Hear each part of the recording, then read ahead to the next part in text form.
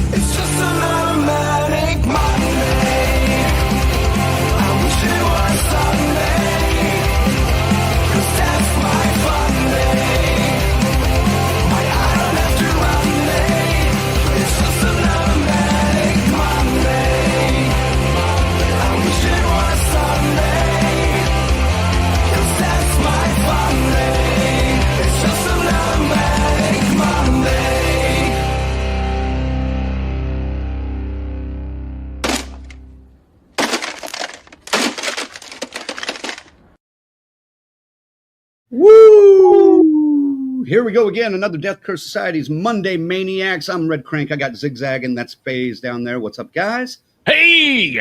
All right, that's enough. All right, now we got to move on.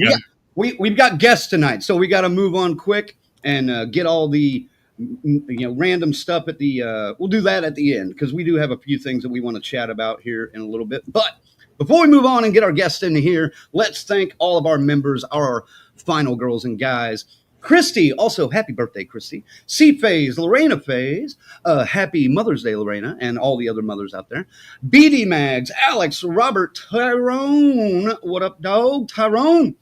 And, of course, thanks to our crazy Ralphs, Bell's Fancy Creations, Dr. Smiley, Morgan Crypt Horror, coming up soon. I can't wait. Raymond and the whole damn Enchilada Pod. I saw Rick and the guys in the chat already. And, of course, thanks to our camp counselors, Adam, Christy, Luke, Lou, Jimmy and Rachel, Stacy Lynn, Orlando, Chuck Schick. Dave, no one's doing it tonight, huh? All right. Dave, Carl, Patricia, Kristen, and JJ.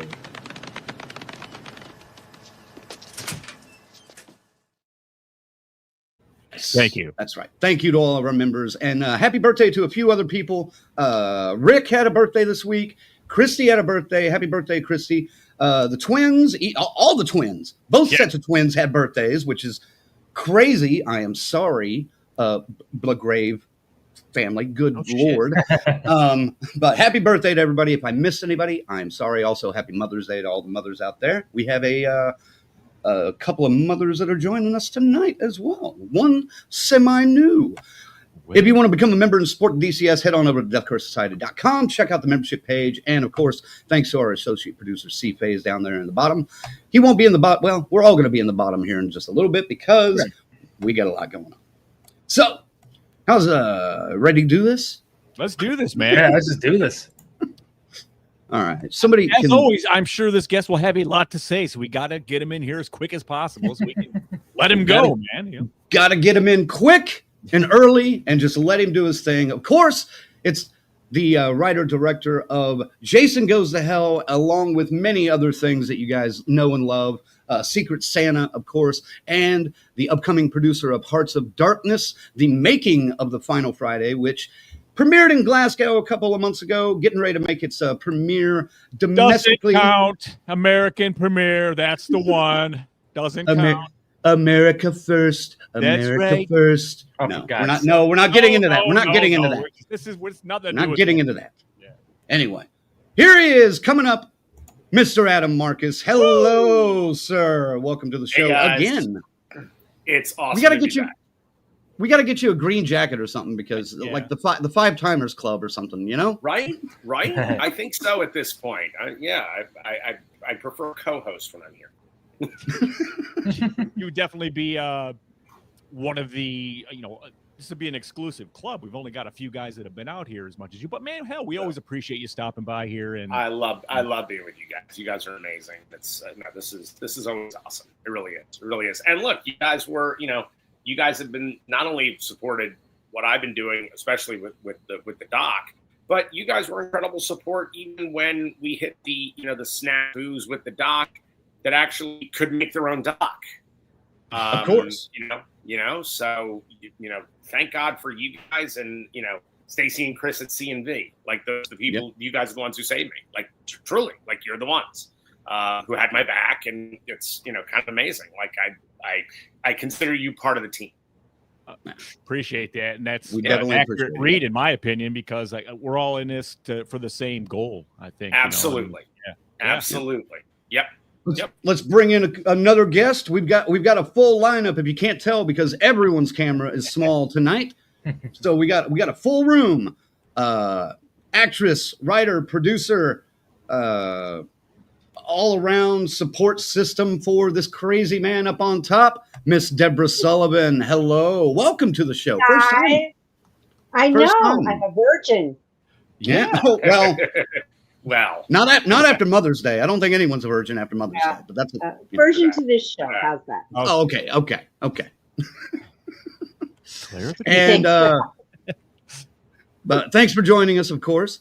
Another guest we're going to bring in, another first timer, also, and happy Mother's Day, Deborah, and happy Mother's Day to this next one. Producer, actress as well on her own, and always off the rails. I hope she has a glass of wine in her hand. Miss Allie, I failed every foreign language class, so I'm not even going to attempt to say your last name now. But would you give it to us? Absolutely, it's Rivera Quiñonez. See, I would have butchered the hell out of that, and I'm so glad I stayed away from that. It's okay, I did too for a while. And by the way, new mother. This is her first Mother's Day. So. Exactly. Happy first Mother's Day. Thank you. Congratulations. Thank you. And it's so wonderful to put faces with names. And, I've known you guys for a while now. I actually haven't met you all. So thank you for having us here. This is awesome. Yeah. Well, I can't wait to meet you in person here in a couple of weeks at Frightmare too. So that's going to be a lot of fun. Guys, if you're in the area, or even if you're not in the area, get down to Dallas, get down to Fort Worth. Check out Texas Frightmare Weekend. You got the ad over there in the corner, May 23rd through the 25th. We're all going to be there. They're all going to be there. It's going to be a party.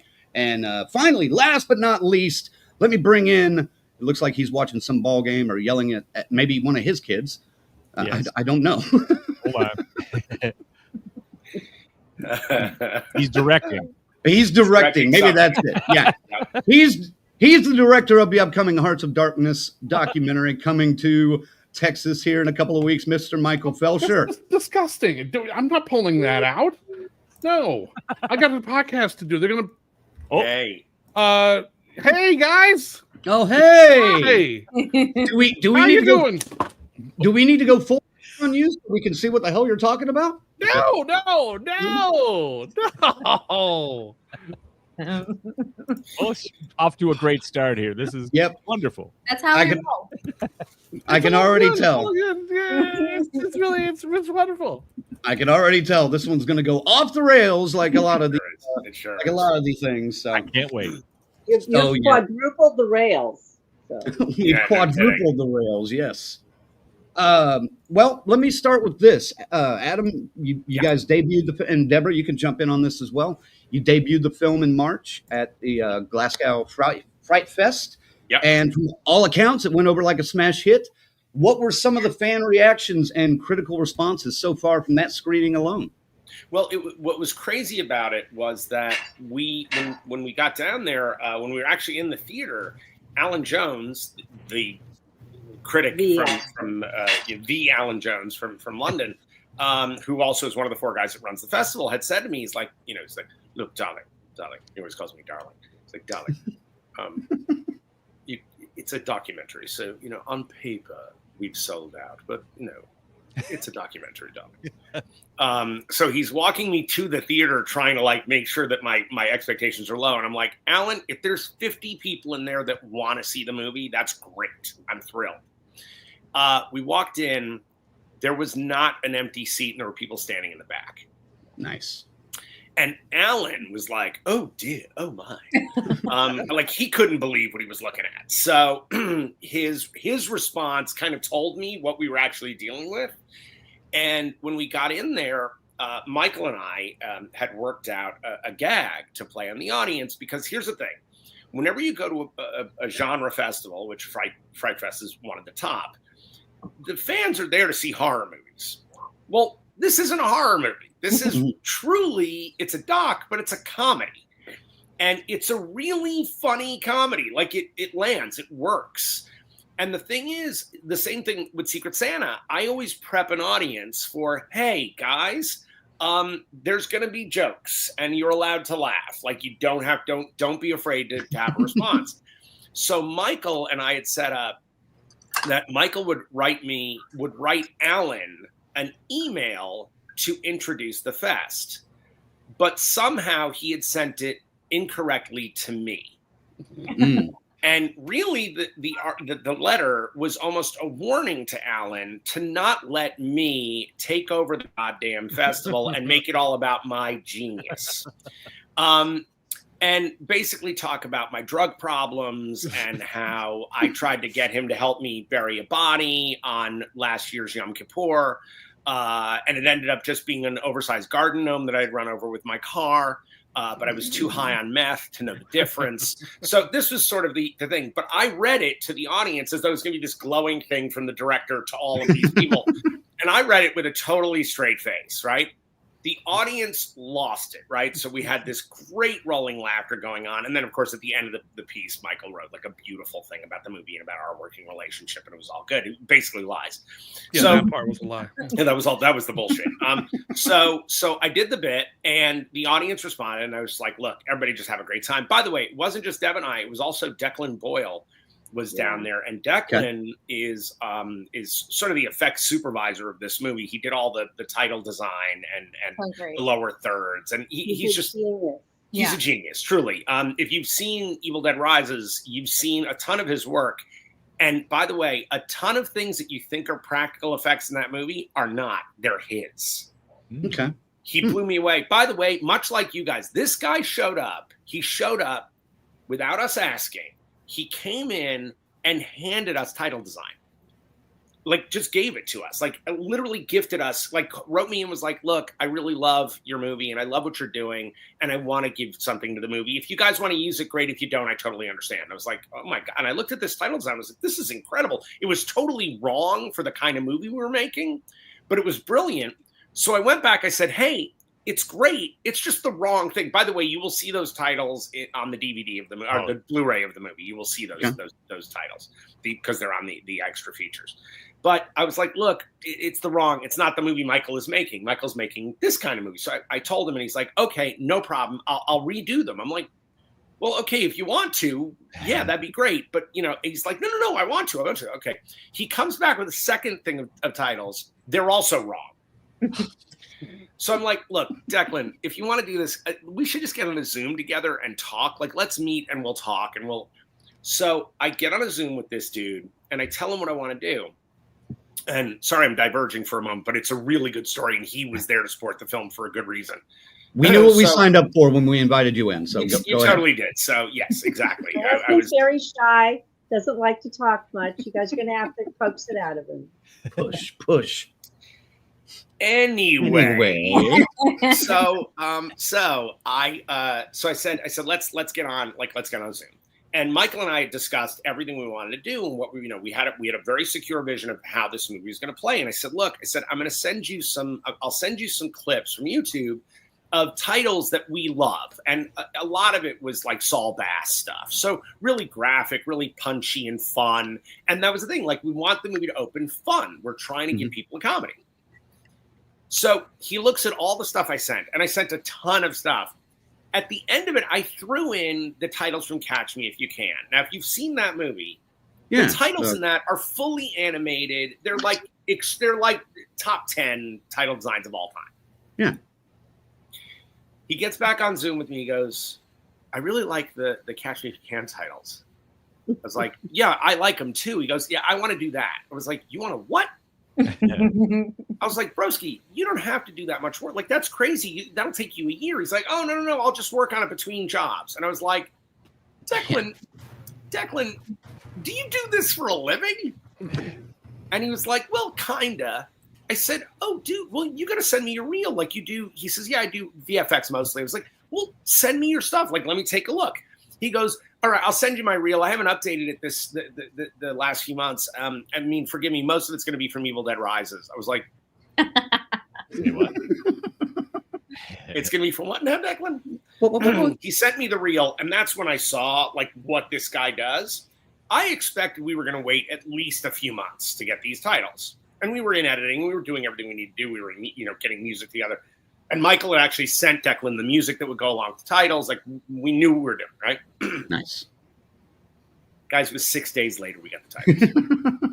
It was 6 days later. And when I gave them to Michael to look at, to approve, his response was, oh, shit. Now I'm actually excited to work on this movie. It's about time. It took a while. I'm sorry. I it's just, Anyway, Declan joined us, and it was the first time I actually got to meet the dude in person and like talk about a guy who the feature is as good as the trailer. This guy is freaking incredible, dude, and is now doing all the VFX for everything Skeleton Crew is doing. He is our in-house VFX guy now, which is amazing. So he got an additional job. Oh yeah. Oh no. Now he's got real work. This thing was not real work. This was like, do me lots of favors for nothing, Declan. He was like, I'm up for it. I'm like, okie doke. So let me add to this story. Please, yeah. Jump in. Because right as we were leaving, Adam hurt his back. Right. Really bad. And I was like, are you sure we should go? Because you are in agonizing pain. He's like, no, we're at the airport. We have to be there. We're going. And so 16 hours on a plane ride and getting him into the hotel room. And he is laid out. And I've never seen him in so much pain. And I'm like trying to call a chiropractor or somebody where we can get him in, because the screening is the next day. We're supposed to be on camera. We're supposed to be interviewed. This poor man is like practically crying. He's in so much pain. Find a chiropractor, get him there. We get him to the festival, and he was the trooper that you cannot believe, because he really is. If he was standing, he was in agony. So Alan made sure that there was going to be a chair for him wherever he needed to be, because, you don't show the pain when you're. We didn't want anybody to know it was. Nope. Nobody knew. So the movie ends. The audience erupts. Well, wait. One thing, sweetie. Just one little detail.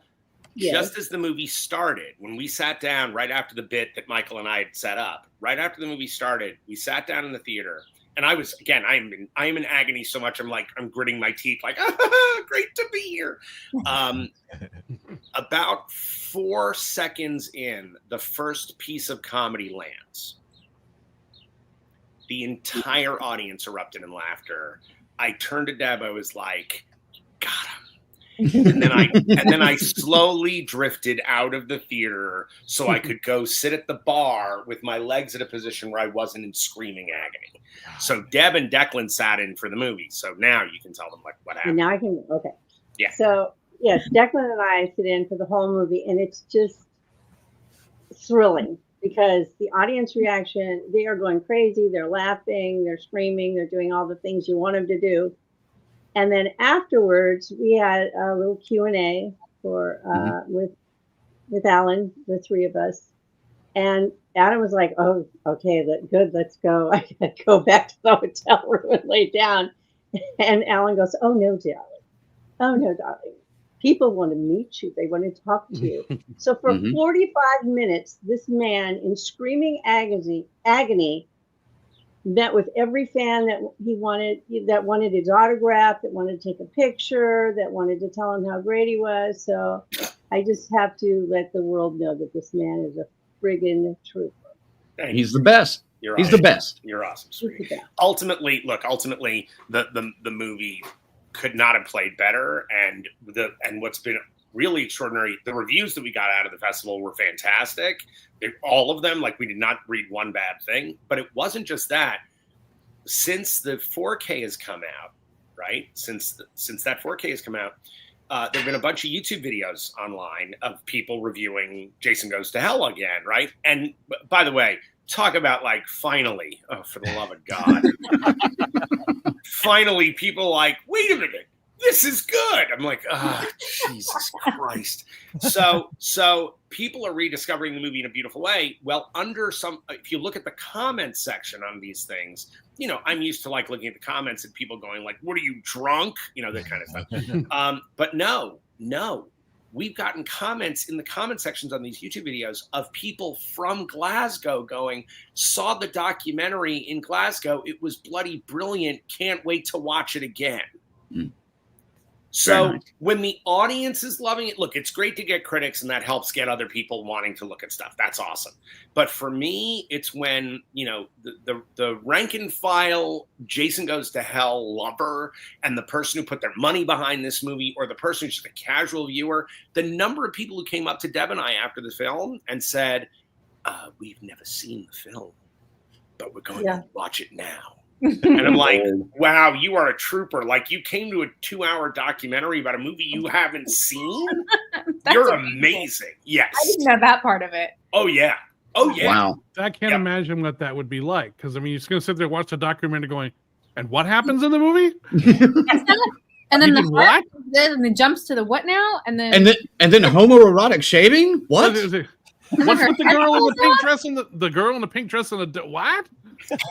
Something about a donut. Hey, at least Stephen Williams is as perplexed by that line today as he was when we gave it to him.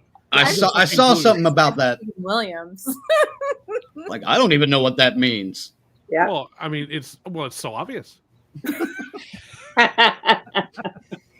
Oh yes. Yeah, it's actually, I was kind of embarrassed Adam would put something like that, and that's so obvious just to anyone what the metaphor is there. I mean, come on. It's all the meth, Michael. And I mean, if you don't get it, I'm not going to explain it to you. I mean, back in '93, it was the crack, but the coke, right? Yeah, I moved from the crack to the meth. The pink dress is what sells it. Right? Yeah, it feels more like a black tar heroin thing. But if you want to say it was crack, fine. Weird. Guys, if you're watching and you have any questions that we might be able to get to, throw them in the comments and we'll try to get to them. They don't have to be drug related, so yeah. They don't have to be, but we encourage drug. Oh, but they'll be a lot more fun if they are. Agreed. And if you're on drugs while asking the question, that's good too. Yes. What, Allie? I'm sorry. Or gnomes. Gnomes are equally welcome. Gnomes. Garden gnomes Absolutely. and drugs. Absolutely. Yeah.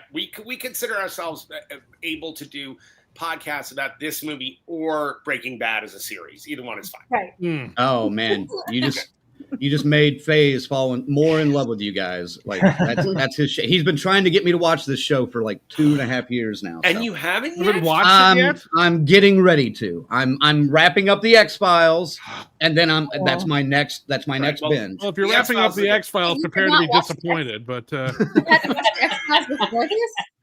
I'm on season 8. Yes, it's getting very disappointing. Prepare to get dropped off a cliff. That was my favorite show, and I was like, holy shit, way too young to be watching that show. You know how they said it ends with, it ends with a whimper or a bang.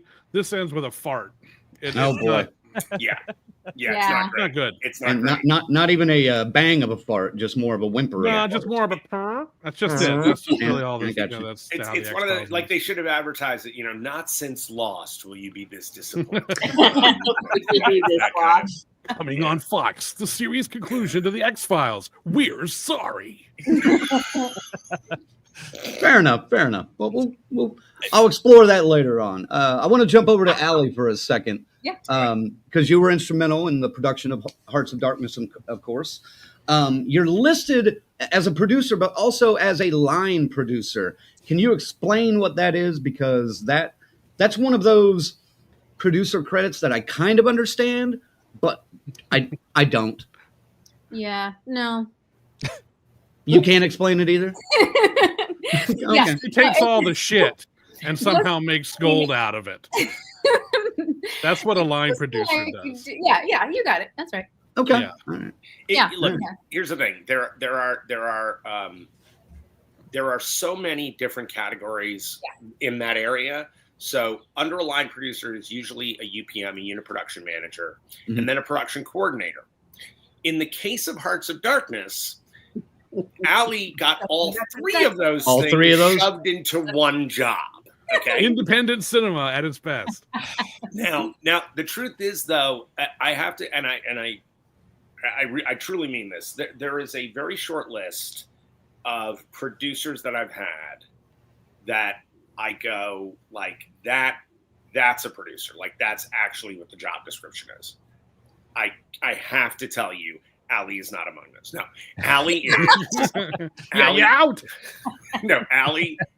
Yes. Allie is actually in a class of really unto her own. I have never had so much fun, just simply fun, in putting the movie together and then going out to actually execute. And by the way, we're talking before COVID, not once COVID happened. It was like But prior to COVID, what Allie was able to do in scheduling this son of a bitch. I mean, guys, we inside 1 week, we did almost 30 interviews. And by the way, all on location. Like we had one house where we did a few of the interviews at one time. That's it. Everything else, we had to go where they were. So we're talking about company moves, 3 or 4 of them a day. And one person really responsible for it. And look, I'm a good cheerleader, and I can do what I need to do as a producer. But I have to tell you, I've never seen someone work so hard and be so on top of her shit. And it's why I will not make anything without this woman. Like she is a force to be reckoned with. Plain and simple. It's really, she's our rock. We make a good team, I think. It's very much so. I think so. Yeah, line producing is kind of all encompassing of the budget, where the money gets spent. Usually, it's hiring all the department heads and then hiring everybody underneath them. And so, on a big movie, it can be a lot. This was more. I mean, it was doing all of the things that Adam just said too, but it was a lot more like the UPM and scheduling, and that was kind of the tricky part of this, was to get everybody, because you're working with a lot of actors who you go through their representatives to schedule. So it's that third party scheduling, which can be very, very tricky. And then some people want certain things and some people don't really care about certain things. And I think one of my favorites was Stephen Williams. We went to his home in Acton, California, which is, it's out there. Yeah, it's far. that's a ways. It's out there. And it's out there like Stephen. Much like Stephen, yes. And he came out like guns blazing. I'm not kidding. Just like he had a knife. He had he was shirtless. Cigarette. He was shirtless. He knew we were coming, and he was like, "Who's there?" And we were all just like, He knew we were coming, right? Like, I'm just kidding with you. Come on in. But he never let go of that knife the whole time. Wow. I think just to keep us on our toes. But it was, it was hectic and crazy, but I think scheduling is one of my favorite things. It's such a weird thing to say, but it's definitely like right brain, left brain. I'm split right down the middle. I love scheduling. Geeks are very valuable people. Yes. Yes. It's a specific kind of puzzler. Yeah. It is. So did we get everybody?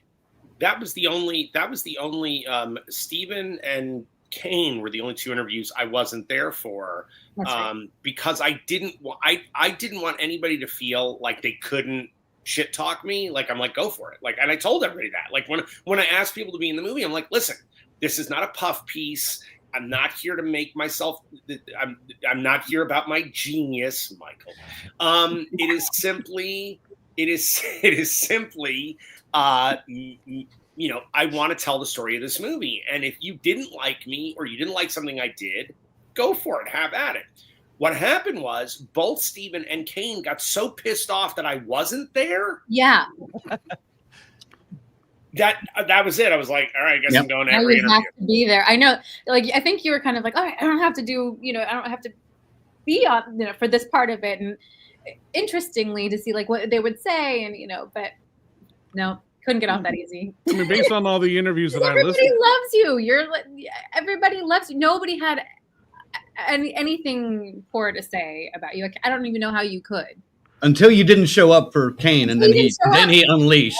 Oh no, he told me he'd fucking kill me if I didn't show up the next time. But Michael, you had something snarky to say? Oh yeah, absolutely. Actually, there was a lot of footage from pretty much everyone that we had to cut out where they really railed on Adam pretty hard. Crossed the line. Yeah. Oh man, there was stuff that was just like Jesus Christ. Especially Rusty Schwimmer. Oh, I mean, it was. there was like I don't know how many hours of footage it was, 60 or 70. Probably about 20 hours of it was just unusable because it was just really. Well, let me tell you something about this Adam Marcus guy, and it's like yeah.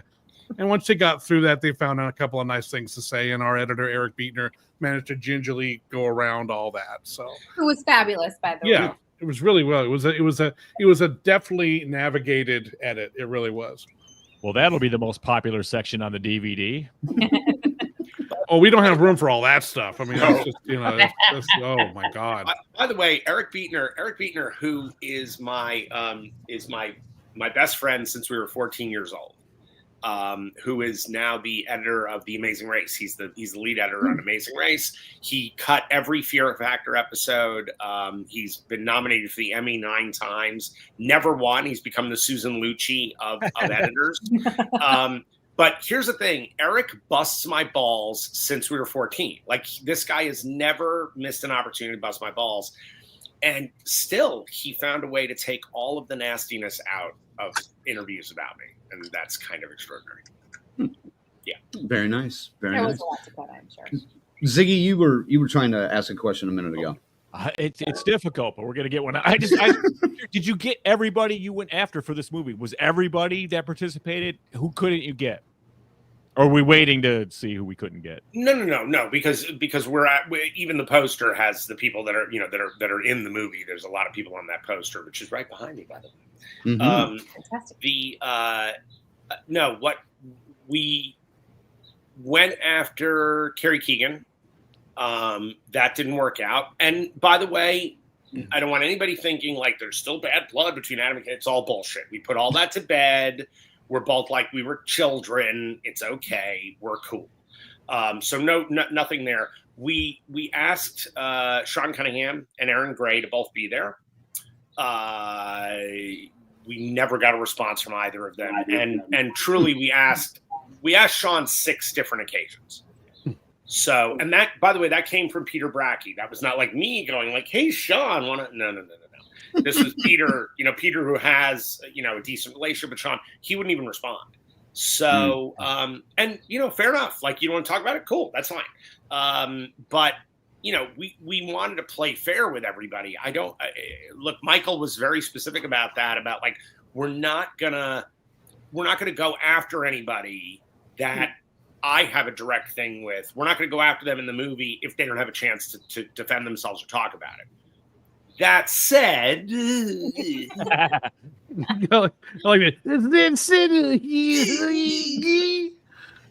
for the people that are smart enough to buy the Blu-ray of the movie, Sean has his side of the story because. Mm-hmm. TJ Bowser and Corey Kaufman, both of them who actually started this whole project. They're the 2 guys where they are ground zero for this thing. They went to a convention and photographed Sean while he was on stage. And Sean did his, greatest hits of bullshit about me and about this movie. And they asked the questions. So he was responding to them. He saw the camera's there. And that footage has been on YouTube for years. They put it on YouTube so that way there was no way anyone could come after us. And then they sold all of it to me for $1. Oh, and that stuff is on the Blu-ray of the movie in a section right now titled Sean Lies. And it's extraordinary because he one of his many lovely tales about our film is that the movie was so bad that what I shot was so awful that he personally had to reshoot 60% of the movie. What's incredible is that one of the first questions asked of every person who came on to be interviewed, and by the way, people who are friends of Sean's, people who love Sean, we asked them, do you remember Sean, or do you remember Sean being on set? And every single person said, no, Sean wasn't on set. Or, well, Sean would show up, but it was your movie. He wanted to support you and make sure you got your days and had everything you needed. Not one person ever said, oh, yeah, well, I was directed by Sean for 60% of the film. Yeah, most it was just like, yeah, he might have been there. Yeah, he was there. Or I don't know. My favorite was Bob Kurtzman's response to that statement was, is he out of his fucking mind? Why do I imagine like a one of those old point counterpoint videos coming from that where you edit it with his response and then you're like, oh, I beg to differ, sir. Right. It's more Sean, you ignorant slut. Yeah. Yes. Yeah. There it is, baby. Let's see, simpatico. I mean, you've told some of these stories on these very airwaves and said we're going to get into these stories in the movie. How deep does this go with Sean in Hearts of Darkness? In the movie proper, it doesn't go deep at all. We do talk about it. It's not like it's not there. But in the feature, look, one of the things that Michael brought to the table and that I agreed with entirely was we're making a feature documentary. We are not making a 5-hour documentary. Like we're not doing that. And I know that the fans will all love that and they'll all sit for it. That's fantastic. But we also wanted this to have a little bit more of a widespread appeal and let actual, just let casual lovers of this genre or of the franchise get into it, right? In doing that, it was, we're going to play fair. So I have my opinions. They are stated. A lot of that is backed up by people who were involved. But none of it is sharp-edged or pointed because it's not fair. It's just not fair to do that in the movie. That said, the Blu-ray is going to be that 4-hour thing, okay? And there's lots of room to breathe. And because Sean did have his say, because it's him saying it. It's not us saying he said it. It's him saying it. We're like, well, look, he said it. So I'm rebuking what he said. That's it. And then I've got evidence from other people who don't know that he said that. Okay. So that felt fair.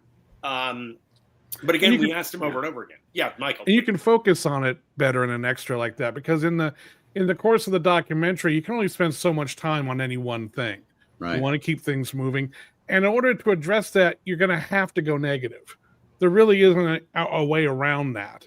Yeah. And this documentary has a tone. I don't want to say it wouldn't support that, but it would be kind of hard to dip into that and then come back out and kind of resume where you were.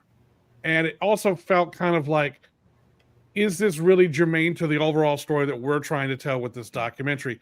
And to a large extent, it really wasn't.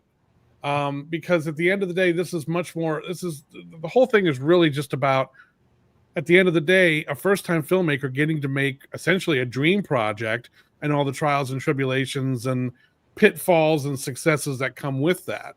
Right. And so you want to address that stuff, but if you get bogged down in too much, and especially considering all this stuff with Sean came up after the fact. It came up years down the road when he started saying some of these things.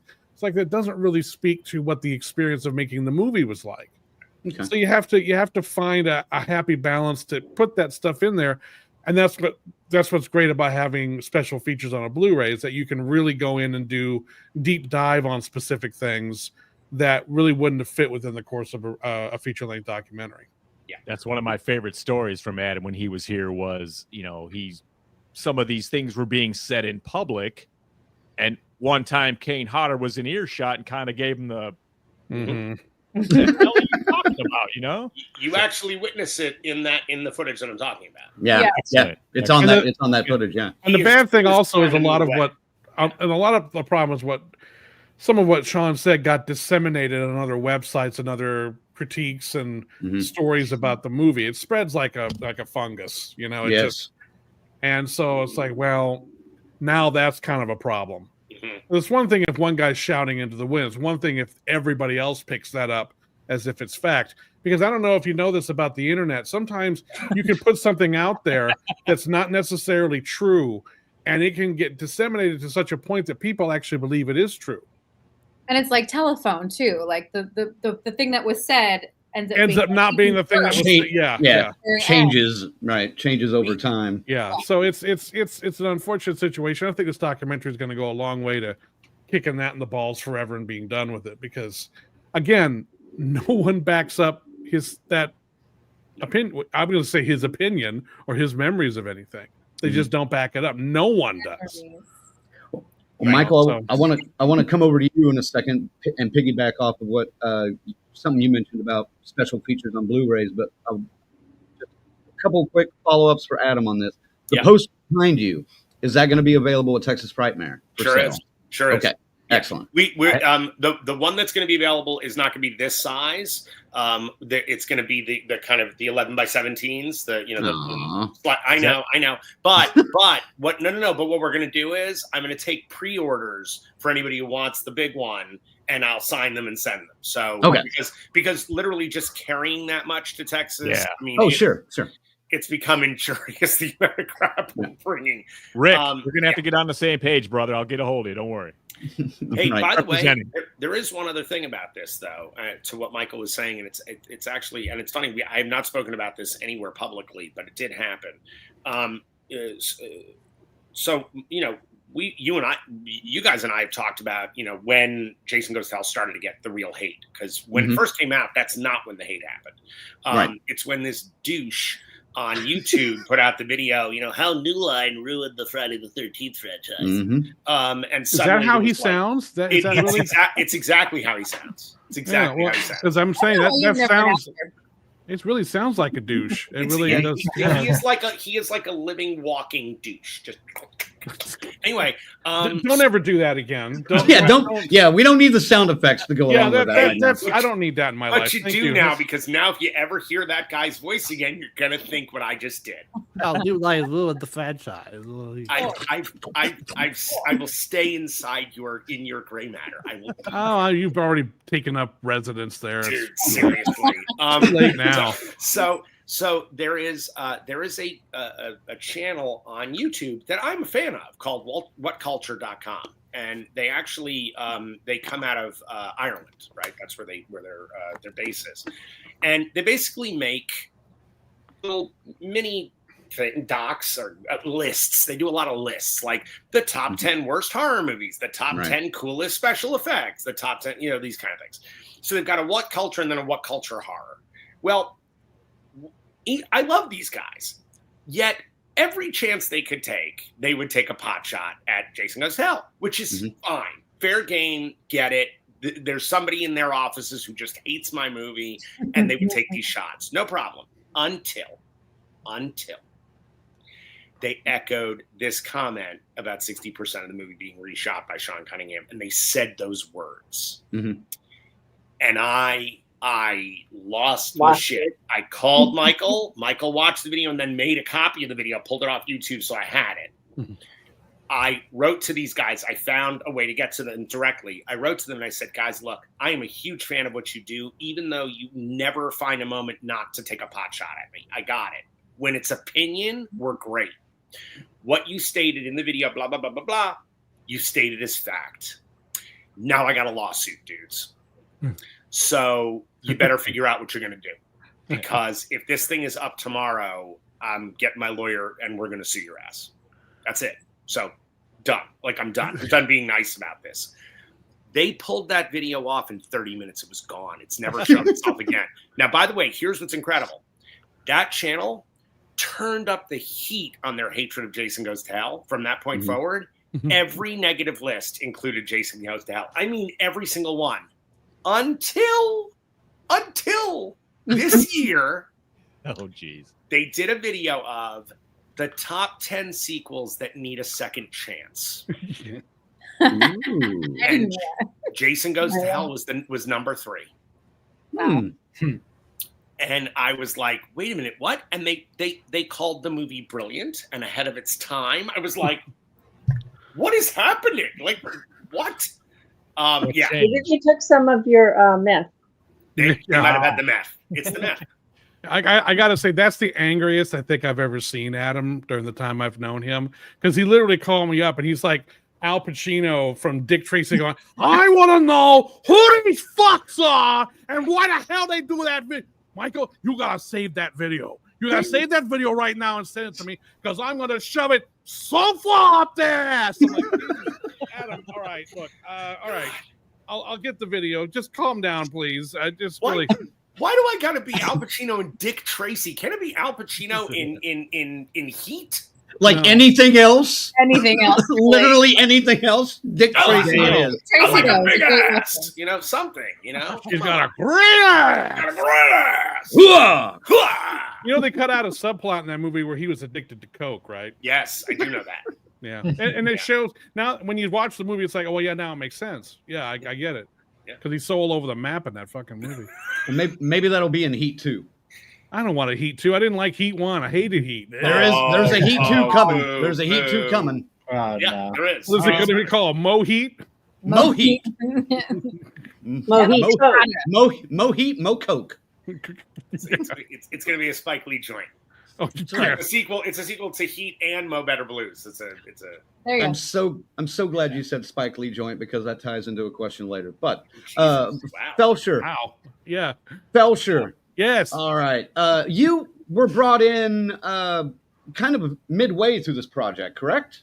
Yeah, pretty late in the game, and everything had been shot pretty much. I mean, in terms of all the interviews, the lion's share of the interviews had been shot. Okay. And I was brought in. Peter Bracke, they were looking for a director at this point. I was, just doing my own thing. And then they parted ways with their original director. And then they were just kind of looking for somebody else. And Peter, I think, recommended me to Adam. And I've been playing video games online with Peter and his partner and some other friends for like 7-8 years now. So, we knew each other really well. And, he talked to me about it. And I've never...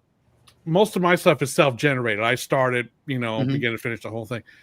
And this was going to be an opportunity to kind of step into something that was kind of already not done, but certainly, it was cooking. It was cooking, yeah. So it's just like, well, okay. But at the same time, it's like, well, it's worth, I'll take a look at it. And I certainly was intrigued about it. I had never met or worked with Adam before, which was a mystery to me, how we had never even at least met. Crazy. And I got to look at some of the footage, and I thought, well, I think there's something here. And I think what really did it for me was Adam's interview. He was so engaging and interesting and fun, and you really took a like to him immediately. And I thought, well, if he's the skeleton of this interview, if he's the backbone of this whole thing, then this is not really about the making of a Friday the 13th movie per se. That's the window dressing to tell the real story, which, like I said, is about a first-time filmmaker, very young, just fresh face and ready to go, being handed the keys to a franchise he loves and has connections to from earlier in his life anyway. And it's like, great, I get to do this thing. Oh, shit, I get to do this thing. And it's that push and pull that I found very interesting. And so I thought, well, maybe there's something to make of this. And I thought, well, I wasn't there to shoot the footage, but now I get to help kind of mold it. And then we did shoot some additional footage later of a couple different festivals and some other things here and there to help kind of pad out what we were wanting to do. But it was interesting to come in on that in that way on this project, which is not, I would have loved to have been there since day one, Right. But what we ended up with, I mean, it was a lot to go through. And I have to give so much credit to Eric Beetner, because I would think in the broad strokes, this is do this, we'll try this. And then these people come in here and Adam will be the through line for the whole thing. You go cut it. And he would go and sort through all this. I mean, we had, I don't know, 80, 90 hours of footage. And that was just Adam's interview. I was going to say, I think that was just Adam. Yeah. I don't know. I mean, if you fast forward through Adam's footage, you can see the sun rise and set in the background. It's actually true. He's not wrong. I'm not kidding. It really is. The sun goes, and his enthusiasm never wavers. It's not like by the end of the interview he's like, fucking hurts. Jason, sure, whoopee, yeah, none of that. He's just like, I mean, again, it was just, for me, it was so obvious that he was the story here. And, he would be, no matter what the movie was, this is what the focus would be. The fact that it happens to be a Friday the 13th movie means we get to talk about the kills and some of the other stuff that went along the way. But it's not really a making of Jason Goes to Hell, because those tend to have more of a broader focus. The making of the movie and all the different departments and all that stuff comes into play here. But it always, and what we did in the documentary was to cut back and forth between the talking heads and the footage and the photos to Adam at these various screenings, answering questions from the crowd and from the moderator. And it just makes it, I don't know, for me, it gave it a more personal feel. I think it's something that you as a viewer can kind of, you feel like, by the end of the movie, you feel like you've known Adam for 20 years. And that, to me, was what really made the prospect of doing this special. But Michael, what you did with the film, how you molded it to be that it's just brilliant. And with the humor as well as the heart, and Adam is certainly the heart of the film, and the fact that you just pinpointed that right away. And again, thank you. That's very kind of you. And I have to give so much credit to Eric Beetner, because he's the one would dig out those moments. And again, it was a matter of, it's great when you have so much footage to choose from and it's all really good, because all the interviews across the board are really, really strong. And because again, people came out to talk about this movie for the same reason that they made it. They got off on Adam's enthusiasm. There are a lot of people who did this movie who would never have necessarily dreamed of doing a Friday the 13th movie, but they're like, no, this kid seems really, I'm into what this kid wants to do. I'll go on this trip with him. And that's why a lot of people showed up for the interviews too. A lot of people who would not necessarily have come back out to talk about a movie they did 30 years ago, right? Especially a Friday the 13th movie, like, no, if this is Adam's thing, I'll do it.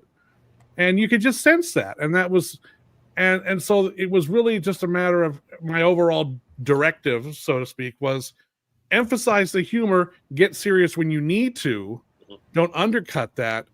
But at the end of the day, it's the enthusiasm and the fun and the optimism that's going to carry you through all the bad times. And Adam represented that so well, especially during the dark times, which was less than the making of the movie, but all the shit that happened afterwards. The way the tide turned on the movie, especially once the internet showed up. Then suddenly everybody hated this movie. And they were very vocal about it. And they weren't like, I don't know if Jason Goes to Hell is a particularly effective entry in the franchise. It's like, Jason Hell licks sheep's cock. It's like, wow, okay. It's like, I don't know why you went there. But, so it's just, so that's the level of discourse we're talking about here. But Michael, I have to say, beyond, the molding and you and Eric meshing so well and working so well together, you always kept it in that sense of humor that we all wanted to go in. And I think the poster that you you put together is pretty indicative of how you feel about how the film should be going. Well, thanks, Deborah. That's really sweet. That poster. Do you mind if I tell the story of the poster real quick? Right. I don't want to monopolize anything here, but Adam's taking a breath or two. Yeah. The poster, that idea for that poster was something I had in my head probably for about a year and a half.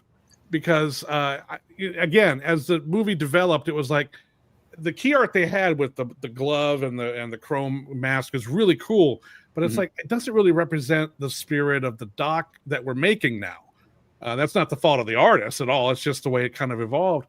And I kept thinking, well, wouldn't it be funny and cool to show Adam on the poster literally being like dragged into hell instead of Jason, and then we have like stuff from like a movie set around him, and we have Jason's mask in the back. It was just kind of an overall concept I had.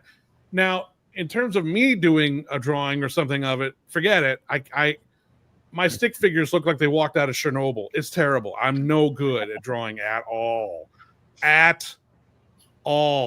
So I'm like, well, I got to get somebody who's an actual genuine artist, not someone who does a lot of paste and kind of, redoes existing photos, which is fine. But I need someone who's going to be able to take, here's what I want and make that happen. And there was a guy I'd worked with a couple times named Mark Schoenbach, a really talented painter and artist. And I explained this to him. I kind of roughed out using some existing photos off the web of kind of, here's a guy coming out of the hole. That's going to be Adam and the mask in the back. Blah, blah, blah. As crude as it could possibly be. And I handed it off to him, and I went, well, let's see if this works. He comes back with a black and white pencil sketch of it. And he said, by the way, I thought it'd be cool to actually set this whole thing in hell. So we can have like an orange glow and like the hell's mountains in the background. I'm like, and I saw this thing and I went, okay, color this in and you're done. Holy shit. It was just like, he just went and, opened a little door into my brain, pulled the poster out and shut it. And I'm like, God damn, dude. And nice. I want to let Adam tell, because actually 30 seconds before we went online, a grocery delivery that was seriously late showed up and is sitting on my front porch. So I want to let Adam tell the part about how because by the way, Adam knew none of this. I had no idea this was going on. Yeah. So I'm going to disappear for 60 seconons, but I will be right back. Go put your groceries away. All right, 60 seconds. I'm clocking you, man. We had to. Here's what had happened was we'd gotten into Fright Fest and they needed a poster immediately. And we were like, we knew the poster we had was wrong for the movie. So I'm like, well, I can give them that, but it's not right. So we kind of did a mock-up with that and tried to do something, but it was all looking sort of cut and paste and not great. And I'm an artist, so I was like, well, I can do something, but it's going to take me time, guys. Like, this isn't a small thing. And so we sent off this mock-up poster to Fright Fest, like, we don't have any choice.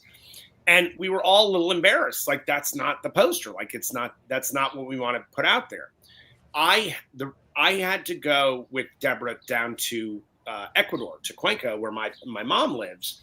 And so I'm down there with her. She's been unwell for a while, and we're there helping her out and whatnot. And suddenly I get this call from Michael, and he's like, hey, dude, can you jump on Zoom for a minute? I'm like, Michael, I'm leaving the house with my mom. I gotta go. Like, can we do it on FaceTime? He's like, no, FaceTime won't work. And I'm like, Michael, for the love of God. I'm like, is it really that important? He says, it's urgent. You need to do this right now. I'm like, okay. And Michael does this to me. He does this to me. Okay. And usually it's a prank. Usually I get on Zoom and he shows, and I'm like, okay, idiot. So I'm like, all right, I'm gonna, okay. And I tell everybody, we gotta wait. Give me 10 minutes. Hang on. I go on to Zoom with Michael. I'm on my computer and I'm like, what's up? And he says, okay, hang on one sec. I got something to show you. And if you don't want to use it, it's fine. You don't have to use it if you don't want to. I'm like, what? What did you do? And suddenly he brings up that image. Mm-hmm. I mean, it was one of those. It was one of those moments where literally I had nothing to say, which know how unique that is. I was getting ready to say, ladies and gentlemen, Adam Marcus is speechless. Yes, I really was, and I have to tell you, look, and Michael didn't even know this about me. I am a painted poster guy. I hate what's happened to poster art. I hate it because it's not art anymore. It's Photoshop bullshit. And so for me, like, a painted poster says these people took time in the presenting of their film. There's real art here. And I couldn't believe, first off, I also couldn't believe that I was on the fucking poster, which was nuts. I was like, am I really on a movie? Did this happen? So it was one of those moments, much like, look, the first time we met Michael, okay, Allie and I and Deb and our partner Brian, we all got on a Zoom with Michael and with Peter Bracke. And by the way, we were looking for a new director. We had parted ways with our first director. And again, simply artistic differences. He just didn't have a vision for what he wanted to do with the movie. He had collected all this footage, which, by the way, Peter Bracke was the one who did all the interviews. Mm-hmm. So Peter had written all of the text that was going to push this thing forward. And the director we had, he was fine. It just, he didn't know what to do. He didn't know what the movie was. And we kept asking, we're like, tell us where you want to go.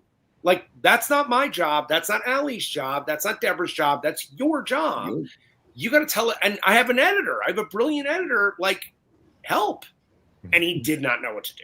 So I was like, okay, we got to move on. And he understood. I understood. It was all good. Mm-hmm. I went to Peter and I said, dude, help.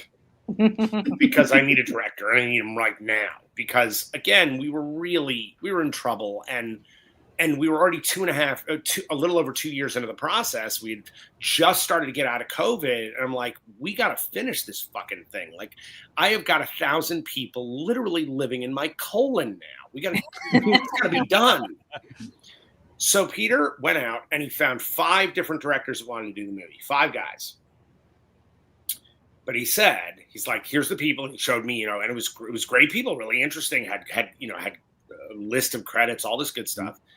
And then he said, but there's one guy I want you to talk to first before you meet with anybody else. He says, one guy that I think he's the guy.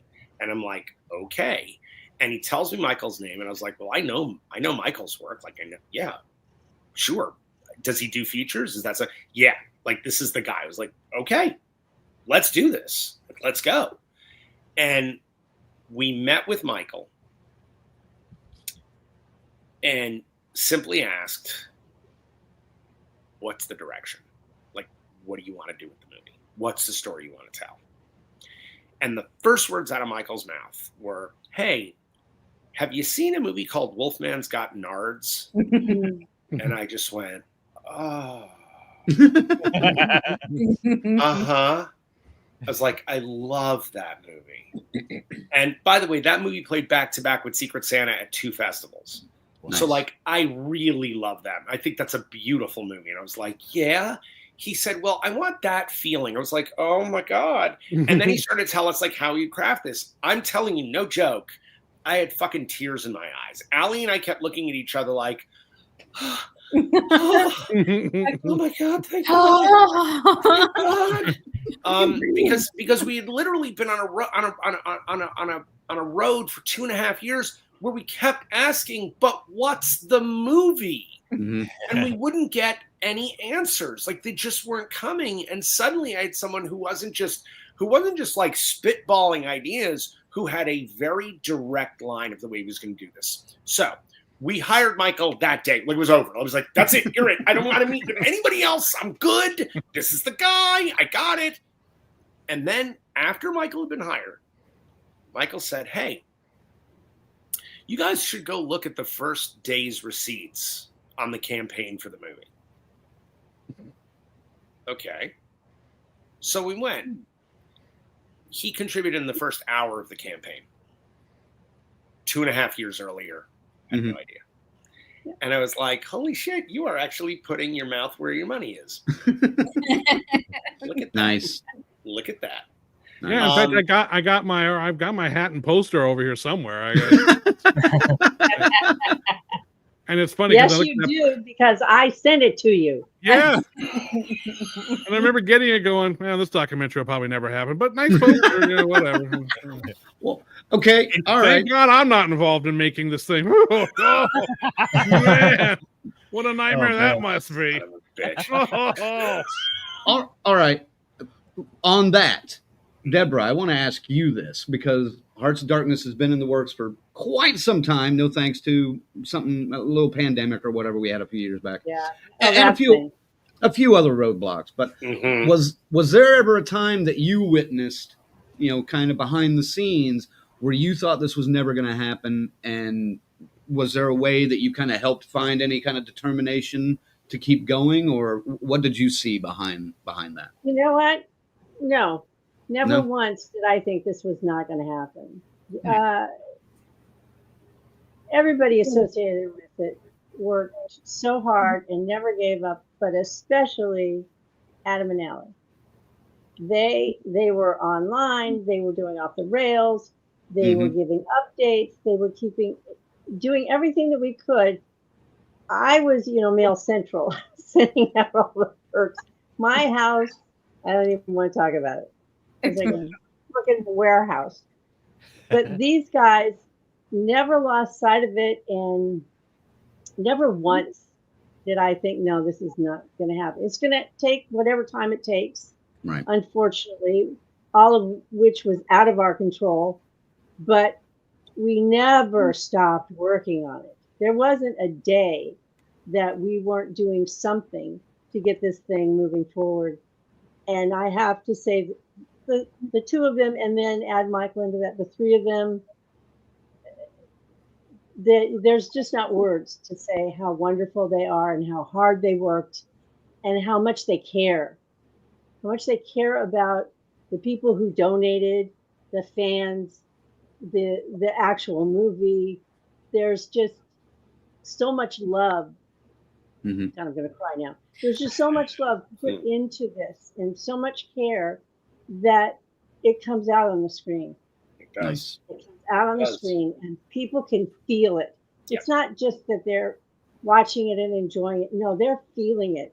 And I saw people in Glasgow tear up. Yeah, so. Nice. Now the movie is like this weird hug. It really is. It's weird. And look, first and foremost, look, Deb and I, because our house became a warehouse for this movie. And by the way, that is not an exaggeration. Oh, I believe you. And it is still a fucking warehouse. So like, it's. I believe you. We sent perks immediately. Like, we did not dick around. We made sure everybody got their shit. Like, we were so on top of it, which I almost think was a mistake.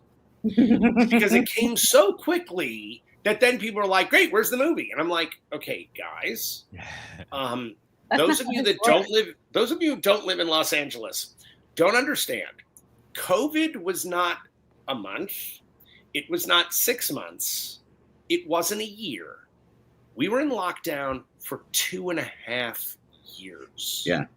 2.5 years. And no one else in North America gets this, like, because that's not what it was almost anywhere else. Nope. And so, and all of our subjects were in LA. So we couldn't go into someone's house to shoot them. No one was going into anyone's houses. Like, it was fucking crazy here. And then, sorry, go ahead. No, please. No, what were you saying? I was gonna say, we even shot Michelle outside. We had to be outside. And that was 21? No, that was 22. Yeah. Wow. So, and that was like, oh, okay, we'll go. And we wore masks. All of us wore masks, so she could be maskless. And she was more than 8 feet away from us when we shot her. We had to we put on telephoto lenses to get her. Wow. I'm not kidding. Like, we stayed the fuck away and we were outside. Yeah. So that was the tenor of things. Then the other thing people don't remember, it just kills me that people don't remember it. Because when it was happening, everybody was applauding and cheering what was going on. When we were supposed to shoot that fucking event in Allentown, okay? And I had a crew on the ground, and I had people flying in, and I had all this stuff going on, right? So here was going to be the bones that Michael needed for the movie. Michael wanted that event. That was going to be the thing. And we were going to shoot that out. And then that goes south by no fault of anybody on this movie. And it was like, what the fuck is going on? So, okay, Adam, so Adam, now... to be fair, that didn't go south. That was an express elevator to hell. Yes. Yes. It was. that thing was, and it's one of my great regrets because I unfortunately had a little hospital stay around that time, and I wasn't able to come out to shoot what was going to be that event. How I would have loved to have been on the ground to document the increasing amount of shit that befell that event. It would have been a nice counterpoint to everything that's happened with Jason Goes to Hell. Seriously. Like, best of intentions. Oh shit! Everything's on fire. Right, you know? And I know a few people have already made a couple of comments about that event and said some of should be a documentary. They managed. It's in documentary. Some of the stuff is in there. Yeah. We did. Wow. Yeah, we even broke a tooth. That's how bad it was. I broke a tooth. Yes, I did. Shit happens to him when he goes to events. His back gets thrown out. A tooth breaks out. I think he lost a foot once. I don't know what the hell else has happened to him. It's just we can't take him anywhere. I think the tooth broke over the fucking stress. Yeah. It was madness. But here's another thing. Okay. Have you ever seen that there's a documentary made about Clue, about the movie Clue? Mm-hmm. Yeah. Right? And it's a terrific little doc, right? And it's a little janky. The photography is, it's not on the best camera and whatnot, but it's a sweet doc. And they got some great interviews with people like Michael McKean. And, there's some great stuff on there. Okay. The beginning of that movie, the filmmaker who's making the movie says in his own camera, he's driving and he says, man, I started on this thing 5 years ago. Who the hell thought it would take this long? Mm-hmm. And by the way, this was just a guy making a doc, right? Just making a movie. Mm-hmm. What our audience didn't seem to understand, and I don't know how I could have expressed this at the beginning in a stronger way. Look, if we had made the movie we wanted to make, we would have been done. If the pandemic had not happened, we would have shot everything and been in editing a year in. We would have been almost done. Okay. We would have gotten rid of the director we had earlier on because he really didn't know what he wanted to do with the movie, which is fine. That's okay. That sometimes happens on documentaries. We would have hopefully found Michael sooner, and we would have ended up with that movie. Here's the thing, though. What people don't want to look at, in the world of crowdfunding, so much of it is about fan films. And in Friday the 13th, that's all it's been, right? Mm-hmm. It's only fan films in Friday the 13th. That's not what we made. We did not make a fan film. We made a feature documentary, made a professional movie. By the way, I'm not denigrating fan films. I have literally given money to fan films. Mm-hmm. I support fan films. I talk about them all the time and the filmmakers who make them. So I love that people make those movies. I love that people give that a life. It is not the same as making a theatrical movie. It's just not. And I don't care if you make a theatrically long fan film. Sorry, guys, it's not the fucking same. First off, you don't go through legal. Mm-hmm. On a doc like this, the legal has been a year. And by the way, much love to Larry Zerner. Yes. Larry. Who is our lawyer, and God bless him, because it's of all people. It's right. But here's the deal. What I've tried to tell people over the years is, guys, look, we're going to give you a great movie, and we're not giving you a movie that's going to streaming in 10 minutes. Not doing it. We are going to give you a movie that's going to go to festivals, and it's going to go theatrical as much as we possibly can. Do you know that there are people who are pissed at us for going to festivals? And I'm like, that's what these are for. Right, yes. But there's literally, this is what's been said to me. Wait, you mean there are other people that are going to see it before we do? And why did I fund it? And why did I pay for the Blu-ray? Go to a festival. I'm like, guys, I know that the world has changed, and I know that the streaming model is now the only thing in your head, or put it on YouTube because that's where fan films go. And I'm like, guys, look, you're going to wait on streaming. Like, I'm not going to streaming. Streaming is killing our industry. It's killing us. By the way, and I mean it's killing the studios. They know streaming is a failed experiment. It don't work because nobody gets paid. It's a years-long debate about this and how we come back from this horrible thing that we've done to ourselves. Yes. Yeah, we literally Napstered our entire industry. We did. Napster. I mean, who thought Lars? Wow, boy, I remember Napster. Who thought Lars Ulrich would be the smartest and bravest among all of us? I did. I always thought Lars. I did too. I did too, actually. Yeah.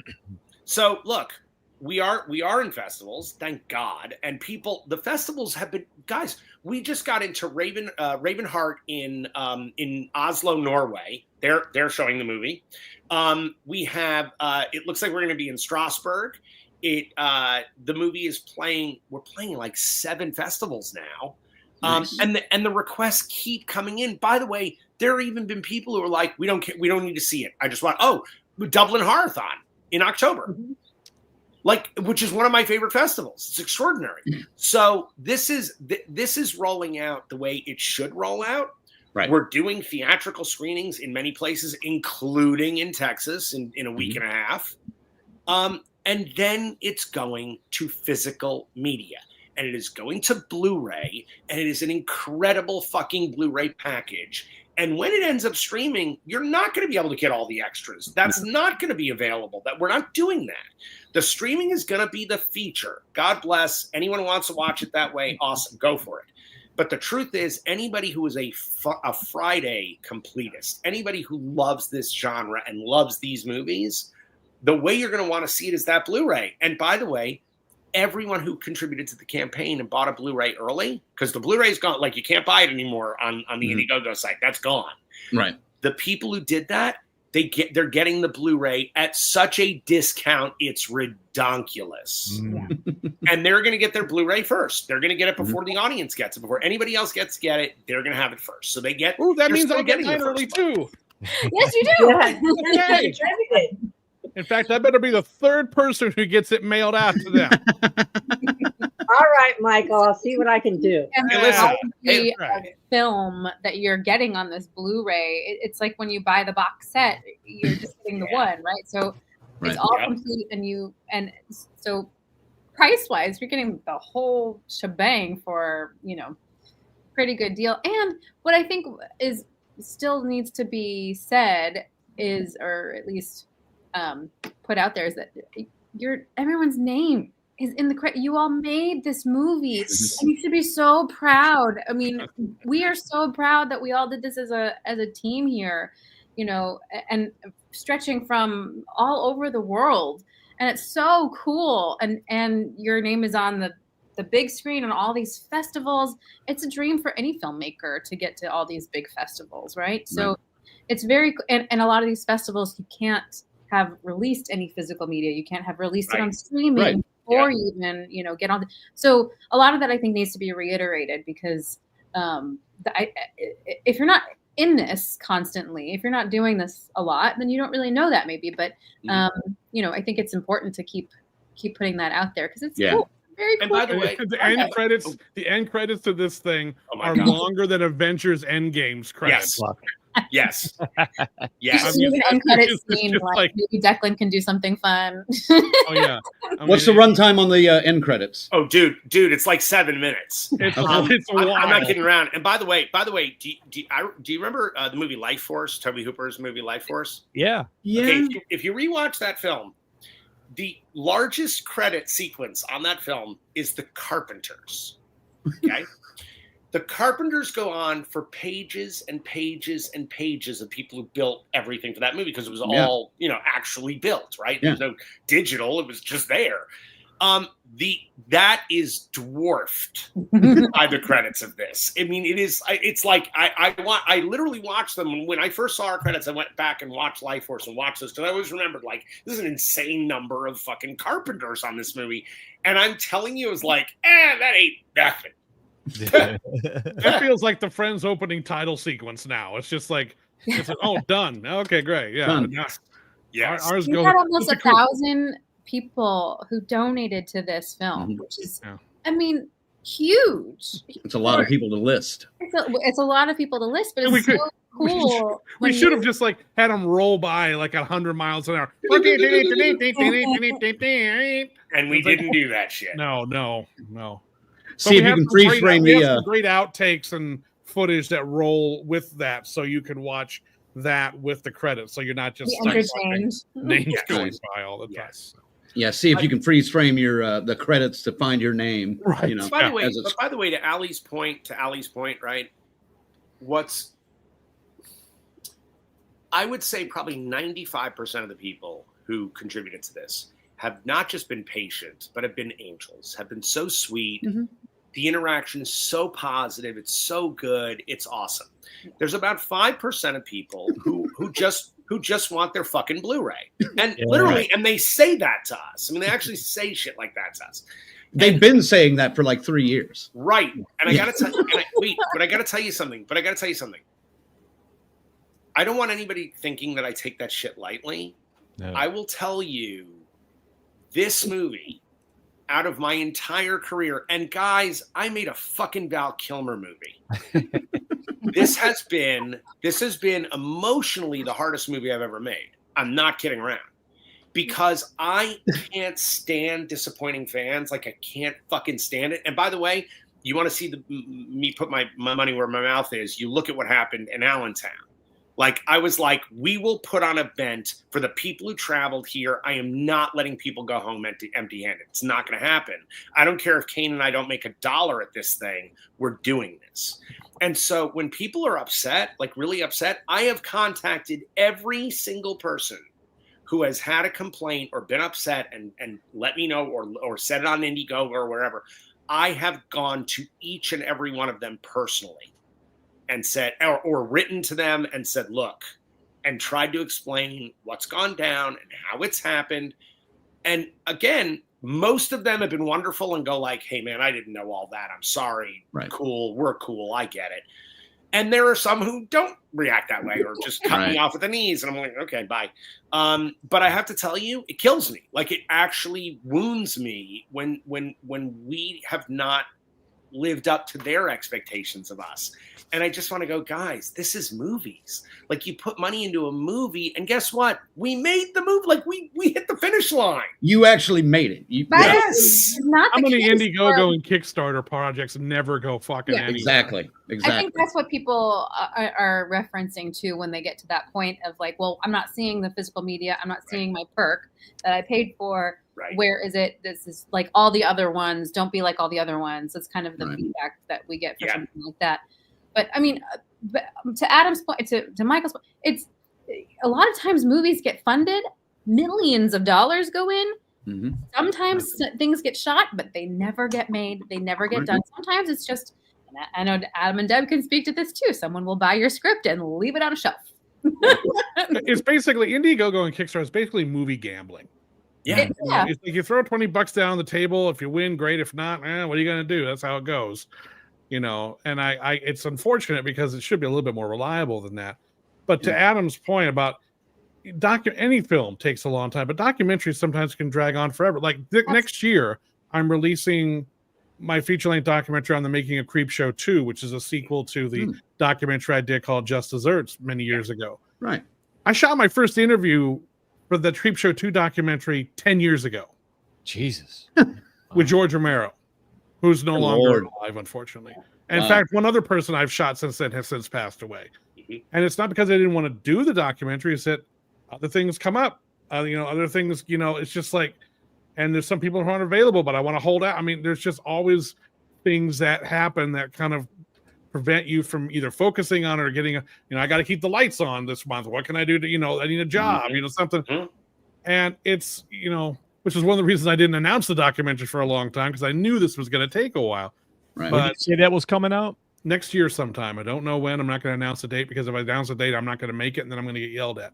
just like those assholes are yelling at Adam. That's right. Exactly. But honestly, look, no one's an asshole for it. I get it. I get the frustration, and it's unfortunate that people don't know, and they don't know because nobody knows what goes into the sausage. They just want the sausage to taste good. So they don't know that, like, this just is not easy. It's not. Making movies is not easy. Oh no, it's a bit. I agree. You're being kind, but there's at least one guy that's kind of an asshole, and you don't have to say that. But you don't have to say that. I'll say it. He can rip me. I don't care. So there's always a couple. Any group of people for any activity, profession, right, ethnicity, anything, any group of people. There's always a couple of assholes. Yeah. Oh yeah. Yeah. Although Wait, I would like. You're not talking about Zigzag, are you? Wow. Jeez, boy. Speaking of assholes, that wasn't a Val Kilmer movie. That was a Gary Cole movie that had Val Kilmer in it. Thank you very much. Yes, it was. Yes, it was. Yes, I want to, Adam, is there a way we can somehow attribute that quote of yours to another person, like a fake critic? I want to put "it's like a weird hug" on the poster. I just think that it's a good little soundbite. Oh, it's you know what? I can totally get Alan Jones just to say it for me. Okay, because that would be awesome. Alan Smithy. Enjoy the new film Hearts of Darkness, the making of the final Friday. Alan Jones says it's like a weird hug. Like, yeah. Getting back to kind of what everybody said, what is so wonderful about this movie and what has been such a joy for me personally to work on, and with all of these wonderful people here, just wonderful humans across the board, and even like getting to interview these fantastic talents from, casting to on screen, Bill Dill. I mean, everybody that was involved with this. This movie has so much heart, so aptly named, appropriately named, Hearts of Darkness, and I think what Michael did by very astutely making Adam the heart of this film, because you are the heart and soul of this project, and as you are so many others, and you're the heart and soul behind the campaign, and the fact that you are reaching out to everybody individually is just, above and beyond. It's hard for me to do. That's for sure. You're the one doing it. Everything you're saying, like right back to the first time we met Adam at a convention. That came out to us. It was like, wow, man, what a great guy. I gotta say, honestly, man. Listen, I came into this not sure how it was going to go, because again, I had not done the sort of thing, jumping into something that was already kind of up and running. But I've got to tell you, the movie's great. I'm very happy with it, and I couldn't be more thrilled that it's getting the reaction that it's getting. But for me, the big reward has been meeting these people and working with them, because it's like, you just know good people when you come across them, and sometimes you can just tell, oh, okay, this is going to be a slog or something like that. But in getting to meet and know Adam, is it? Yeah, Adam. Damn it! Has been really rewarding. Yeah, and so I'm hoping that Adam and I get to work together again on something else. That would be really great. Listen, I think what Patrick is saying is 100% right. Right back at you. Right back at you. It's Michael. Oh, Michael. Yeah. Of course it is. Yeah. Not the first time I've been called Patrick, oddly enough. That's weird. And I was hoping for 2 exclusive moments out of this thing, with Adam being speechless and Michael being sincere for a minute, but then you fucked it up. And you fucked it all up. I can be sincere. It's like you found 2 unicorns. I can totally be fucking sincere. Ziggy, I've been wanting to pass it off to you for a question for a little bit. Get in there. Okay, let's see. He's got a whole list of things here. Say, I can't be sincere. I don't know. Be sincere.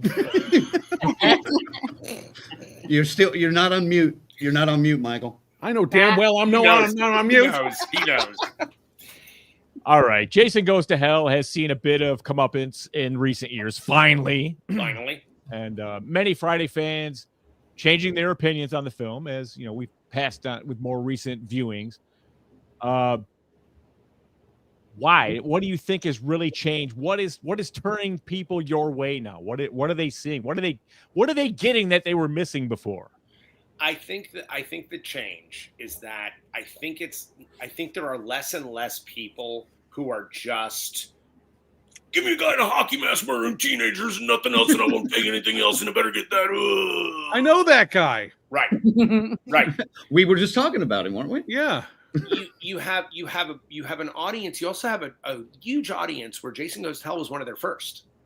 Because if you remember, things like AMC would do that Fear Fest on during Halloween season, And they wouldn't show any of the other Friday the 13th. They just showed Jason Goes to Hell because they had to deal with New Line at the time. Right. So there's a ton of kids that's their Friday the 13th movie. When they go back and watch part 1, they're like, this is boring. Why isn't more stuff happening? Where's the demon? I don't get this movie. So there's a lot of people. The what? I know that guy too. Right? Right? Larry. I know a lot of assholes. Here's the thing. Yeah, you sure do. Here's the thing. I think that people are starting to let the movie stand on its own a little bit. I think it's the same thing that happened with Halloween 3. Oh, where yeah, people started going like, wait a minute. Where's Michael Myers? Right. That's brilliant. That's good. I like that. Because there's diminishing returns. Look, I tend not to say anything bad about any of the Friday the 13th in the actual first time. The 10 movies, even X. I don't denigrate. Like, no good. Not going to do that. When we get to Freddy versus Jason and the remake, you start going, First off, Freddy vs. Jason was directed by a person who very proudly said he had never seen any other Friday the 13th movie. He had no interest, okay? So much so that he left Kane behind. Like, who the fuck does that? Like, the man is alive. He's brilliant. Let him do his work. And him and Robert are friends. Like, what do you... And by the way, I wanted him to be bigger. Great, get him lifts. Like, do something else, motherfucker. I'm sorry. There are Apple boxes available. And he wanted to do it, is from what we've heard. Oh, dude, I mean... Kane wanted to do it, yes. Yeah. Oh, my God. Kane was one of the biggest people promoting the possibility of that thing. Yep. Yeah. That would have been on the level of Frankenstein, the whole... Yes! Yeah, that was exactly back to the Universal Monster days, So here's the thing. When you start to go down the diminishing roads return of what happens when you keep playing the same fucking song over and over again, okay, eventually people go, yeah, we heard the hits. Can we hear something else? You got any new material? Like, is there something else? And look, you're always going to want to go back and listen to the hits. Well, there's so many movies with a guy in a hacky mask killing teenagers, and I love those fucking movies. Like, I'm a fan, for the love of God. I just wanted to make a movie that was a little different. Like, let's do something else. Let's let this thing evolve. And by the way, here's what I love. This is the part that I never understood. People were pissed off that I brought the Evil Dead into the mix. How is that a negative? Yeah, and it's not like it's overwhelming in the movie. You see the book once. I mean, it's not like all of a sudden Bruce Campbell shows up and starts fighting Jason. Although, how cool would that have been? By the way, if I had done that, I would be forgiven entirely. Yeah, entirely. Yeah. But Adam, I also have to say, and this is true for a lot of projects, you were ahead of your time. Yeah. Yeah. You were ahead of your time, and the audience just wasn't ready for something different. Yeah, and being ahead of your time. How's that working out for you? Yeah, it's great. It's great. It's so good. No, it's never good. You'll be remembered when you're, Yeah. Yeah. Now people are looking at it and going, "Oh wow, this is really good. It's really different. It's smart. It's yeah, smart work." Well, it's weird. I'm sorry, Debra. Go ahead. I didn't mean to. Amazing. I have to count myself among the many who did not like the movie when I first saw it. And I saw it opening day in the theater, and I walked out of it going, What the hell was that? Well, since when was he a body hopper? And what was with the shaving shit? And what's with the fucking girl in the pink? What was that? I mean, I really didn't understand. Because I went in wanting the Big Mac that I always got. I wanted that, and obviously Adam wasn't the least bit interested in doing that, really. So my initial reaction to that movie was, Jesus, what the hell was that? And then I got the unrated tape, which was the first time anyone had ever thought to do an unrated version on home video. Yes. Of Friday the 13th movie. And then I watched that and I went, well, half the movie was gone. I didn't know that. Holy shit. And I was like, okay, I'm starting to get. And over the years, once I let go of canon or what was supposed to, and just let that all go and just said, how about I just judge this for what it is on its own and just take it as another story about Jason Voorhees and take it on its own value. And suddenly I was able to enjoy the movie immensely because it's like, oh, baggage is a bitch, you know, when you, and it's like, okay, the only thing to this day that I actively do not like about Jason Goes to Hell is the use of the word final in the title. Right. Yeah. Stop doing that. Every time they use the word final in a Friday the 13th movie, another goddamn movie comes out. You know what's interesting? I will say this in New Line's defense. I will say this. They did think it was the final one. And they didn't want to do X. That was not in the plan. Their plan, and I didn't know their plan, I just knew that they were calling it the final movie, was that it would go to just team-ups after that. Mm-hmm. So their whole thing was about getting franchise rights and then pairing up these, you know, Godzilla and King Kong going after each other. So they did think of it as the final movie. It's just Wes Craven came in and went, I really would like to do a New Nightmare. I'm thinking of a meta thing. And they went, really? Okay. Sure, Wes. And they weren't going to say no. By the way, also, to underline how at the time this was not the case about the hatred of the movie. The first movie I got offered after doing Jason Goes to Hell was Scary Movie. So Miramax went, ooh, we get it. We get what that guy's doing. Yeah. Right. Please send him that script. So it was the first thing I got was Kevin Williamson's script of Scary Movie, for those who don't know Scream. And I was like, I read that thing. I was like, oh my God, yes, please. Like, yes. And of course, then I found out, Wes just said he wants to do it. I was like, motherfucker. And by the way, I love Wes. So God rest his soul. I love the man so much that honestly, when they told me Wes wanted to do it, I was like, well, I'm not getting that job. And then I was like, but I can't wait to see the movie he makes out of this. Mm-hmm. And he rejuvenated slashers a bit with that. Right. And his career, not to mention, But by the way, because movies were moving in that direction, and I'm sorry, Jason Goes to Hell is one of the first actual meta horror movies where the first 7 minutes of that movie, I mean, by the way, even people who hate the movie go, oh, I love that opening sequence. That's one of the best in the whole franchise. Oh, it's the prototypical, every cliche from every Friday the 13th movie is present in there. Right. You know? I'm literally doing the movie Scream in the first 7 minutes of the movie. I'm like, you're all she dropped her bag. She's going to stand up. He's going to be, he's not there. Oh. I mean, it truly like shoving in. By the way, if you take a look, and again, it was in one cut. It's not in the final cut, but you'll still see it. When she runs up when she comes up to the house, she drives up to that house, right at the beginning, first moment of the movie, right? When Julie gets to the house. If you look on that house, there's a porch swing on the house.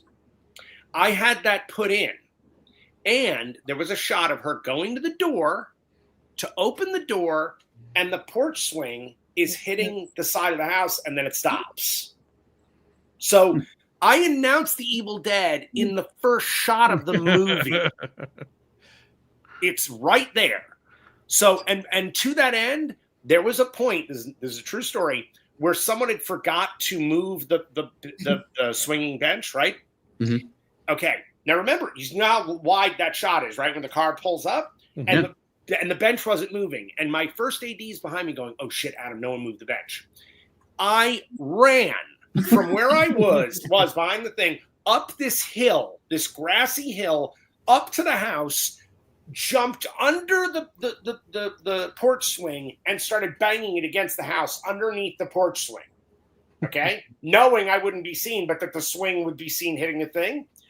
It was at that moment that happened. Kane Hodder walked up to me and went, wow, you're actually a filmmaker. I was like, mm-hmm.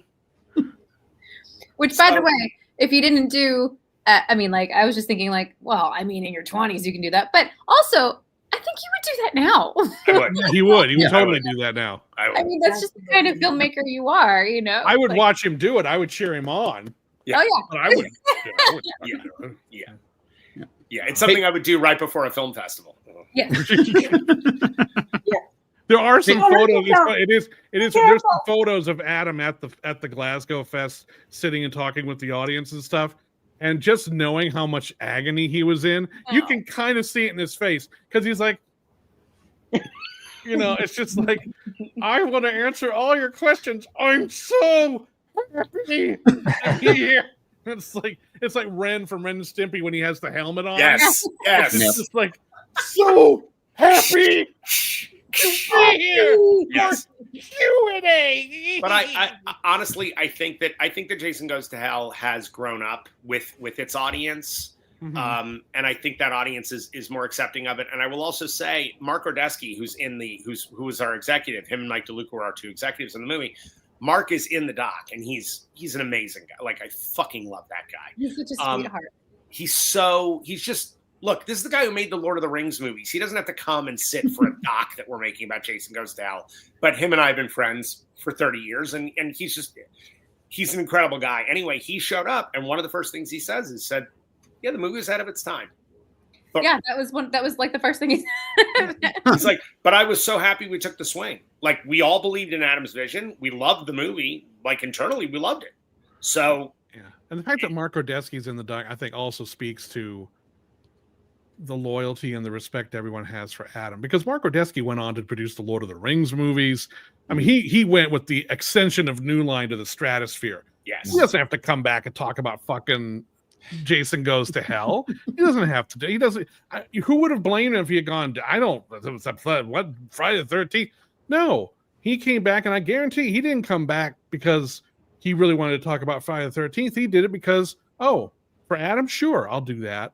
Well, and since we're talking about, by the way, you don't just show up at someone's house like in wherever they are. Right.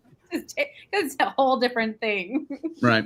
Well, since we're talking about the reason we think Jason Goes to Hell is kind of like been revitalized or come back up into people's hearts again after whatever they felt when they first saw it or after, a while of dealing with it or whatever.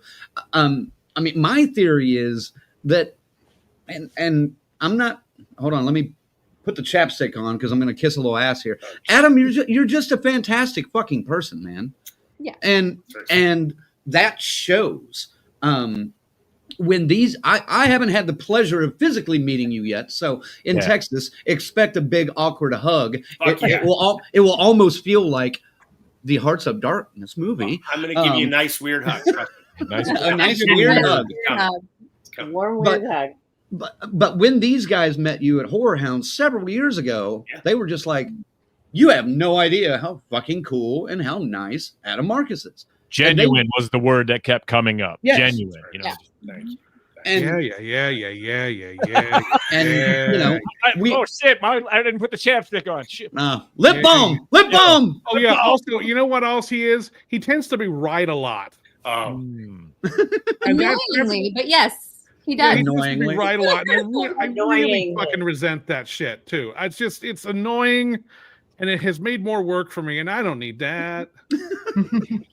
By the way, what he's referring to is we had our editor Eric had done a fantastic trailer for the movie, but when I saw it, it was like there's just something missing. Like just something was missing, right? So I said to Michael, I said, hey, listen, I said, can you take a pass at this? I love your editing style as well. I want to see what you'll do with it. We'll keep the bones of what Eric created, but I want to see where you go with it. And so Michael did a version of the trailer. And he sent it to me to all like, hey, let me know what you think. And I watched it. I thought it was really good. I don't know. And I did. I thought it was really good. I said it was really good. But I said, it's just not as fun as it needs to be. It's got to be punchier. And I gave some very specific thoughts, just thoughts. He made the mistake of calling me on a day where I was in the foulest mood for unrelated reasons, completely unrelated reasons. So he calls me and he's like, I like it, Michael, but I kind of want to have some of the titles in there, and I kind of want to this, and this is a little bit too long. And I'm like, yeah, sure. No, I can't do that. That can't be done. Nope, can't happen. I'll do the other two things, but I'm not doing the last three things. There's just no way to make that work, Adam. Okay, all right. Well, I'm sure it'll be fine. And it click, and I hang up, and I'm just sitting there. Well, Actually, that would be a good because if we brought that in, oh, he's right. And so I spend the whole night till like 4 a.m. implementing all these nudes of his, and sure shit, it made everything better. Yeah. And I send it back to him, going, "Here you go." And by the way, the next phone call, I first asked, "Are you in a good mood? We good?" And I'm like, "Yes." And I was like, "Because this is perfect, and this is the trailer for our movie." And that's when I told him, I was like, "Well, you just had to go and be right." It was so annoying. It was genuinely off-putting. I can tell. I can absolutely tell. Hey, can you also tell that we never have any fun together? Oh God, no! I cannot wait to see you guys in Texas. I really cannot. It's going to be a blast. Yeah. I've met Adam and Debra in person, but I've never met Allie in person. I know. I'm not going to be used to her. Allie, when I meet you, you should be holding like a Zoom frame around you so I recognize you. That's the only way. I have a little name tag down here. That's the only way I know to there, I know her. And you've only seen me sitting. I am surprisingly short. So you're not an animatronic? You're not like she's adorably short, by the way. Oh, okay. Well, for goodness sake. You probably just look right over her somehow, Just... No, Texas Frightmare should be a blast. That show has been a juggernaut almost since the first show. I remember I went to Lloyd's first show in 2006, and it was at a much smaller venue, very tiny show, but he was running it like he'd been doing it for 20 years. And so the fact that it has become this amazing, huge event does not surprise me, because he knows what he's doing. And the last time I was there was like 4 or 5 years ago, and I just couldn't believe what I was seeing. So to be able to premiere the movie there, this is gonna be a thing. And this is a newer venue than you've been to. Yeah. This is at a convention center, right? It's bigger place than the last time you were there. Because when I was there, the hotel, he had already outgrown that hotel. Oh, yeah. It was almost impossible to get around, and it was kind of giving me some claustrophobic problems, because I'm like, this is too many people here. Yeah. There's a lot of people. And by the way, the fact that this is going that this movie is premiering at 9:00 on Saturday night on the 24th, which is a terrible time slot. So bad, it's the worst. I am so fucking excited for like that time slot alone. I'm like, I was really shooting for the 8 a.m. Sunday slot, but and by the way, the panel is the 4 of us, then Brian, our partner, and then Kane Hodder. And Deb is going to be the one moderating the fucking thing. Nice. So, I mean, it's a real panel of people to talk about this movie with the crowd. I'm so fucking excited for this. Like, it's this is going to crazy. be fun. This is going to be very, very. Now, the question is, is what physical ailment will befall Adam? Don't put that out there. Oh, it was already out there. We all know that. What are you doing? No, by putting it out there, now it won't happen. See, it's going to be a hangnail on his signing hand. Oh. Oh, don't do that. That is a fucking night. That's an actual nightmare. They're gonna have to go up there on stage. Adam Larkus wanted to be here, but he got scurvy. Dude, I want to tell you something. I could get fucking leprosy. You will see me dragging my fucking body up those stairs. Well, in that case, I won't be there. So it's like, well, he's got. We'll give you one of those bubbles that you can just like hamster wheel. Roll through. Yeah, I'll be bubble boy for the day. Those are fun, actually. If you've never gotten into those, those are a blast. That would be hilarious to see Adam roll out on stage, and just like it's like, you're gonna sit down. You can't sit. That's fine. That's good. We'll have to show you a video that Ziggy and I did when we were. Where were we? We were at the Living Dead Weekend. Yeah. Oh yeah. In Monroeville. Which I'm going to the week after I get back from. I got a lot of travel coming up in the next few weeks. Yes, you do. Yes, you do, baby. Yeah. Faze, do we have a question from the audience that we can throw up real quick? Maybe the one from Rick? Oh, let's see here. Is that Rick Paulton? Mm-hmm. Yes, it is. Yeah, the man. And little Ricky. Got Rick asking, how much are those posters and signatures going to be so we could get the cash? My signature is $100. Okay. I'll bargain at half the price. Now, I'm not charging anything for my thing. Are you kidding me? We are actually. I'm setting pricing now. I don't know what the pricing is going to be. Okay. Well, but I will tell Rick. I will let him know. Okay. I absolutely will. Look, again, there's going to be a ton of like merch at this thing. Like we are bringing a ton of stuff. We're bringing a lot of stuff from the campaign. The hat that you just put up, like we're bringing that. We're bringing Creighton Duke pins. We're going to bring a ton of stuff.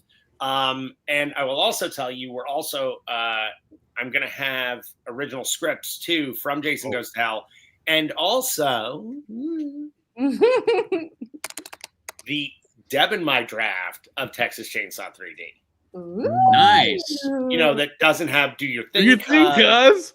That doesn't have anyone telling a person from outside of Texas, from Chicago, coming to Texas and telling someone who's grown up in Texas, welcome to Texas, motherfucker. That's not in there. You just got here.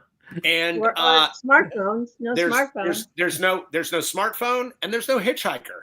And a lot more carnage. So for me, the fun of being at these things when it's like about like stuff, swag and whatnot, it has to be something freaking cool. Like, yeah. And that's why I was like, you know what? I want people to see like, look, no, this is the script. Like, this is what we actually did. The scripts are trending now too, because I've got Amy Steele's, I've got Adrian's, I got one from The Exorcist, I've got a couple of X-Files scripts from. And I'll actually show you something. I'll show you something really cool because we're prepping for all of this, so we've been putting stuff together. But it's also got my original artwork on stuff. Nice. So like that's the Texas Chainsaw. Look at that. Oh, nice. And that's a portrait I did, and then this is the one for Jason, which has my portrait of Kane. Nice.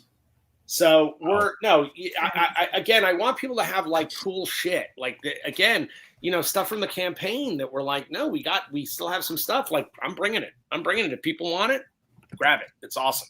Like that's. Well, I understand, Allie, you have to leave now, don't you? Yes, unfortunately, it's the witching hour for the little one. So okay. Go relieve the parent. Well, seriously took her from me for days.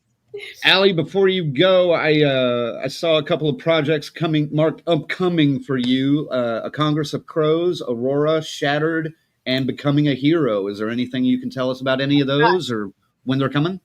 Like 3 of those, I have no idea. Those are like acting projects that I don't. Who knows what happened after the pandemic?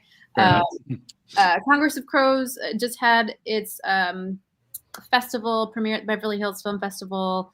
I believe a couple of weeks ago, and that was really well received. It's hitting a couple of other festivals, actually one in Houston, and that I was just a humble actress on as well, so I have nothing to do with that. But, humble. Sorry, was that my mic was still on? Sorry. Your mic was still on again. But we working with these fine folks over here. We got a lot coming up, which I'll let Adam and Deb speak to. All right. Been working on trying to get some more things off the ground. So nothing I can really speak to yet, but okay. Thank you for joining us tonight, and can't wait to see you in Texas. And tell George Glass we said hello. All right. And oh my God. You are so bad. He's so happy. He's the asshole, not me. I love that we've made that a thing now. That's amazing. He will be in Texas with us. Excellent. Now, I don't know if he'll be at the convention, so he'll still be a little bit mysterious. We did meet George Glass finally. We did. And I have to tell you, he's real. He is real. And he is a fucking cool dude. He is, nice. I mean, yeah, she did well. She did well for herself. And I will also tell you, the two of them, boy, they make a beautiful baby. Oh my God. Oh my God. This kid. Oh my God. The minute their child gets old enough, if she asks me for a car, she's getting it. I mean, remember this. Remember seriously, this. I am like putty. We can clip this for you and send it to you. Oh yeah, no, I'm sucking that one away for later. She can pretty much get any credit she wants from this point forward. I'm like, yeah, okay for the kid. Okay. But I will tell you, no, Allie is anything Skeleton Crew is doing, Allie is right there with us. So we're working together. Very excited. There's a lot going on. So we'll see you in Texas. Couple weeks. Thank you guys so much. I'm Thank so you guys. excited to meet you guys. Love you, Allie. Michael's so excited to finally meet you. I love see you you all. soon. Bye. Take care. Bye. Bye, baby. All right. FaZe, do we have another question in there? There was another one from Joshua right there. Yeah. Yeah. What is your favorite moment about directing, specifically Jason Goes to Hell? Okay, good question. There are two things that I always point to. So from the standpoint of just like the mechanics of directing, like the fun of like putting together a huge scene and like, you know, like the machine that makes that. The diner sequence is my favorite thing in the movie. Because I had so much of my cast in that scene. And by the way, that room, because we shot that during the day, but we had duvetined the entire car dealership that we had turned into a diner. It was in the valley. It was in the summer. It ended up getting to 118 degrees inside the room. Oof. Okay. We were pouring sweat. And what's incredible is no one slowed down. Everybody was like working at top fucking speed in that heat. We were so excited to be doing what we're doing. It was like such a cool like event. And I was such a redonkulous fan of John Woo. Like I'm just a stupid fan of John Woo. And again, John Woo hadn't made any American films at that point. It was purely Hong Kong cinema. And I had gotten to know John. John and I, in fact, he took me Laserdisc shopping one day and bought me a bunch of Laserdiscs, among my first. Did you go down to Dave's? Is that where you went down? We were at Laser Blazer. Laser Blazer. Okay. We were at Laser Blazer in the Valley. Dave's was amazing. Dave's was my usual haunt. Yeah. So that sequence was like incredible to shoot. I love doing it. It was so complicated. And it was the moment I think as a director that I realized like I can move a lot of moving parts around and make a scene work with all that stuff going on. And that was like exciting for me. Like I actually felt like I graduated to be an actual director by shooting that scene. But I will tell you, my favorite scene in the movie, and it was my favorite moment to direct in the film, was when John LeMay sees his baby for the first time in the back of the restaurant of Joey V's. And by the way, nothing says that your movie is being directed by a 23-year-old idiot like a baby in a box, because the baby's literally in a cardboard box. That's truly where it is. He goes to see his baby for the first time, and then he's caught by Ward, played by Adam Cranner. He comes into the back of the room, right? In the back room. Adam Cranner and I have been friends since we were 8 years old. So that part was written for Adam. What happened in that moment when, you know, John turns around and says, you know, I've never met my baby. And there's this moment where you feel like Ward knows I should tell them that you're here, like you're a fugitive and all this bad shit's being said about you. And in that moment where he just pulls the keys out of his pocket and tosses them to his friend and says, get the hell out of here. Mm-hmm. There is something about that moment that I always point to it when people want to talk about the movie and I go, listen, you can say anything you want about this movie, but the acting in Jason Goes to Hell is the best acting in the franchise, period. We're not going to debate it. You can say whatever you want. I know that it's true. And I point to that scene and say, tell me one other Friday the 13th movie that has a moment even remotely like that, where there's an honesty between the actors and there's no dialogue. It's just an honest moment of a whole lifetime of knowing each other in one little moment of time that tells you so much about the characters in the story. And for me, directing that was particularly glorious. Like that's why I'm a director. I love actors. I love working with actors, and I love telling a story when you don't have dialogue, when you have to get the actors to like tell the story just from what their emotions are. I will also say when Howard Berger gave me my saddlebags of blood and pus and gave me 2 ladles so that I could dress the set because I kept screaming for more blood and more pus, and he literally gave me this and said, "There you go. Now you got all the blood and pus you want." I was went, truly, wee! I did. I was like, yeah. So yeah. So there you go. There's an answer. Nice, Wow. nice. Awesome. Deborah, I wanted to ask about your writing process because you, Adam, recently teased the end or nearing the end of a script that maybe you guys are working on. Yes, we finished it. Nice, nice. How is it when, especially about collaborating, because is with a life partner even, and how does that work for you two as a writing process? Well, I always tell people each script is different. Each project is different. When we first started writing together, it wasn't pretty. So we realized if we were going to keep our relationship, we had to set some ground rules, like, what the fuck were you thinking? This is the stupidest thing I've ever read. No, you can't do that anymore. But normally first of all, he's brilliant. So he comes up with all the ideas. He just like, he wakes me up in the middle of the night. It's like, I got an idea for a movie. I'm like, can you wait till the morning? No, I got to tell you right now. Wait, okay, all right, what is it? Yeah, great, okay. So then we start breaking it down and working on an outline. And we can't move forward until we know what our ending is. You don't know the end of your movie, don't even start it. Nope. Right. No point. And just so we go through that process together. And then once we start building the bones, Adam usually takes the first crack at the first scene, and then he gives it to me and I read it and tell him how brilliant he is. But But she thinks, oh my God, what the fuck, this piece of shit you just wrote. Go ahead.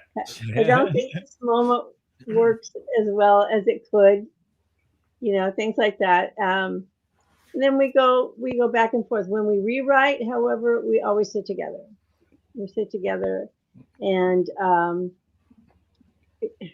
we love each other, so we make it work. And not a lot of people can do that. We've been together over 30 years. Mm-hmm. We've been writing together over 30 years, and I haven't killed him.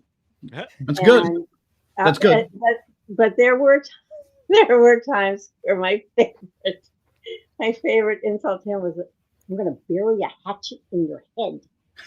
She said it so often that I actually started telling all of our friends, if I'm found with a hatchet in my head, point the police at Deborah.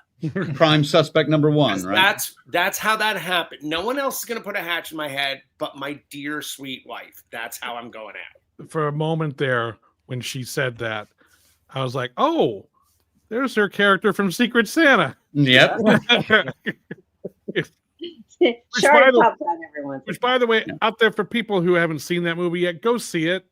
It's the thing about that movie that I love, it's basically a domestic drama set around a holiday gathering for family, and it's the most dysfunctional fucking family you've ever met. But so much of it reminds you of your own people in your own family. Oh, yes, it does. The movie is immensely entertaining even before all the crazy shit starts happening. So much so that when the crazy shit happened, you're kind of like, I'm enjoying the hell out of this, but I was just enjoying watching these people bicker with each other. Sure. Yeah, it's good. So it's really worth checking out. It's extremely well done, and the acting is great. It's led especially by Deb, because the person you're seeing here, the total opposite of the person she plays in that movie. You just want to scrape her off the screen with a spatula in that film, because you're just like, oh my God, you remind me of every horrible matriarch I've ever seen in a family situation. People have told me about people like you, but then again, it's not like the rest of the family is full of prize winners either. Everyone is horrible. Oh, everyone sucks. Everyone is horrible. But it's an oddly very relatable movie, which I found very disturbing. So it's. By the way, When I sent this man, okay, so Michael had never seen Secret Santa when we were working together, and I told him that, and I said, look, I said, I'll send you a copy. It wasn't streaming at that point, and he was like, all right, look, here's the deal. Yeah, I'm gonna watch the movie. If I hate it, we will never speak of it again. I will not tell you that I watched it. We just won't talk about it. I hate it when people I work with send me their other stuff because it's like, oh God, if I don't like it, I'm going to have to pretend. I don't want to. I can't. I don't want to. Oh, don't put me in this position. And so I was like, cool. I won't expect anything from you. You watch it. If you enjoy it, great. Let me know. Otherwise, we never have to talk about it again. And I have no reason to suck up to him. Remember, I already had the job. He had the job. Good job. We already signed a contract. Yeah. So I'm outside with a bunch of friends. This was we were outside in our complex. I always call him when he's in the middle of something or about to do something. Yes, that's because the man never sleeps. He never. I've noticed. Yeah, no shit.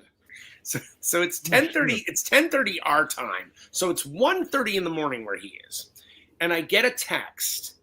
Hey, can we hop on Zoom real quick? I have something I need to discuss with you. And it's written that way, and I was like, oh, fuck. What? Oh, no. So all I'm thinking is, oh, please don't tell me I'm going to lose another director. I can't go through this. Like, I'm going to hang myself. So I write back. I'm like, hey, I'm outside. Give me 5 minutes. I'll get back to my computer. Just, hit me up on the link that I have. By the way, I knew what I was doing. I knew that's how totally knows. So part of me knows. He totally knows. Yeah. So I get on Zoom with him, and his face is, he won't look me in the eye. He's like down like this. He's like, listen, I figured we need to be face to face to have this conversation. I'm just like, oh, Michael, what is up? Didn't you say, better go get Debra for this one too? And so I'm like, what is it, man? What's going on? And he lifts the Blu-ray into the frame and goes, I just watched this, and this is fucking brilliant. And I was like, motherfucker, are you kidding me? So, yes. Yep.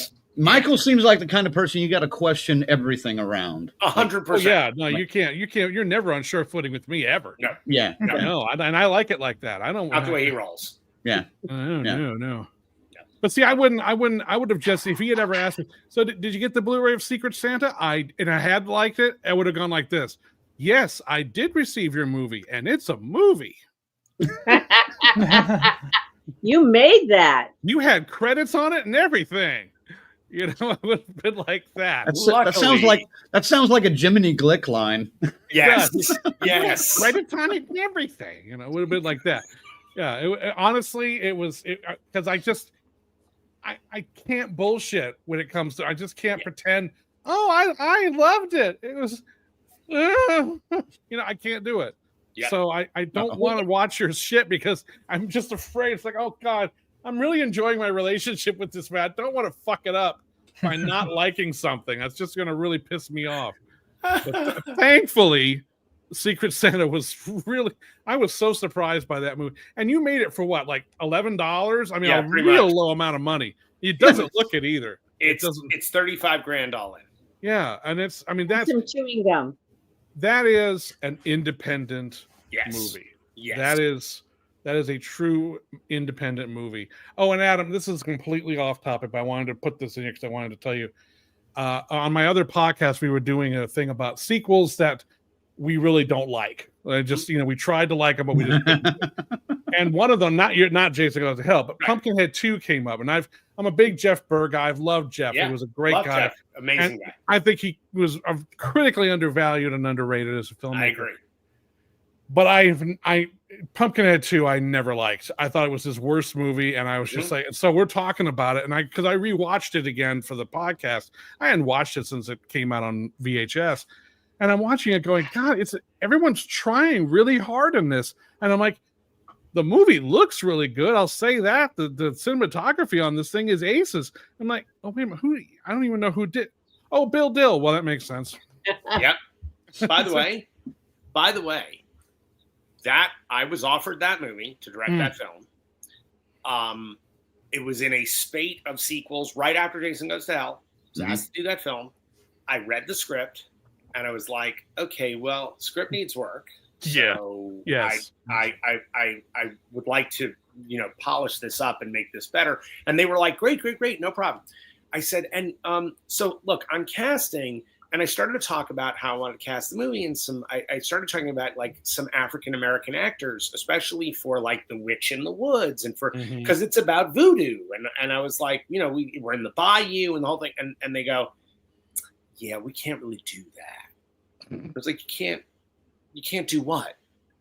Well, black doesn't really sell overseas. They actually said those words to me. And I was like, and I went, okay, Good cool. luck. So I said, I'm not going to make your movie. Yeah. So I'm not. By the way, I suggested Jeff. Jeff. And when Jeff got the movie, I said, dude, you want this thing to look freaking amazing? Call my guy, Bill. Well, there you go. Call Bill Dill. And I thought, well, at least I got a black cinematographer on that fucking movie. Yeah. At the very least. But it's a beautiful looking movie. Yep. It is one of the first times that I have ever been like when I came face to face with that in Hollywood. I had never had that before, and I was like, you're kidding me. You're making a Bayou voodoo movie, you don't want African Americans in it. Okay. With white people. Cool. It was insane. I was like, what are you doing? It's just inauthentic bullshit filmmaking. It was terrible. Yeah. Wow. Yep. Wow. But I just thought that's funny. It's just like, oh, Bill Dill. Well, that explains the quality. So there we go. He's so freaking talented. My God, so good. Now, Michael, you mentioned you're working on a documentary for Creepshow 2, and that's the next thing you've got? That's the next Michael Felsher joint? No. I've got my own label now. I released Trick or Treat last year, and that did extraordinary. I'm working with Synapse Films. They're distributing my label. Yeah. And Trick or Treat was our first one, and now I've got Prom Night 2, 3, and 4 coming up. Fright Night 2 is going to be coming out. Okay. A movie called Hunter's Blood is the next one that's up. It has been out of print for a long time. Got 976 Evil 2. These are all going to be on my label. A great exploitation Bond spoof called Angel of Heat with Marilyn Chambers. We're going to be doing that one. Good. So good. There's just a whole bunch of them, and there's other stuff too that's in the works. I mean, this is sort of a major shift for my career. What's the name of the label? Red Shirt Home Video. Red Shirt. Okay. And the Creepshow documentary will be released on my own label. It'll be a standalone release. And I got to tell you, Michael's here's what's great about that label, and it is extraordinary what he's putting together. He has excellent taste. He just does. Like, he knows, like, this is something that I know I can get behind, and I can get fans behind this as well. So he really knows how to cherry pick what he's putting out there. It's pretty incredible what Michael's putting together and what Synapse is putting together. It's nice. Really cool. It's really cool. Yeah, and it's been, and there's a lot of stuff that's in development and things that are cooking that I'm really hoping are going to come to pass. And yeah, it's just it's kind of like the next phase of my career on the 20th anniversary of my company being in business. So it's just like, wow. And then it's just weird. A lot of timing is weird. Like Texas Frightmare Weekend. It's on the May 23rd through the 25th. My birthday is the 24th. Nice. So it's just like, what a great place to be on my birthday. Heck yeah. Amazing. You know, with a packed audience. With a packed audience watching a premiere. I know. Yeah. Isn't that weird how that worked out? I mean, it's just like, so if they don't sing happy birthday to me, fuck them. I'm going to be really pissed. We'll start it off. I really hope they don't. I hate people sing happy birthday. All right. By the way, you just told me that out loud. Oh, you God. just said it out loud. We're going to do it now. Yeah. No, my friends did that to me once in high school. We were at a restaurant, and it was like a meeting of the drama department. We were all there, and it just happened to be my birthday. And I'm sitting there, and all of a sudden the lights dimmed. And I went, "Why did the lights dim? Why is it?" And they're like, "We I don't know." And of course, all the employees come out, happy birthday you. Put a hat on me and the whole thing. And I'm just like, I'm going to murder all my friends. I'm just wondering what it would take for me to get Kane Hodder to do a Marilyn Monroe impression to sing happy birthday to you on stage, but like Marilyn Monroe. A bottle of whiskey. Right? Probably. Yeah, that's it. That's all it would take. That's it. Yeah. That would be both the best and worst thing that would have ever happened to me. Mr. President. Just sit back and enjoy the show, Michael. Just sit back. What else would I be able to do?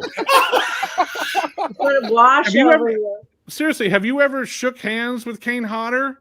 Oof. I still haven't gotten all the feeling back in my hand, and that was 20 years ago.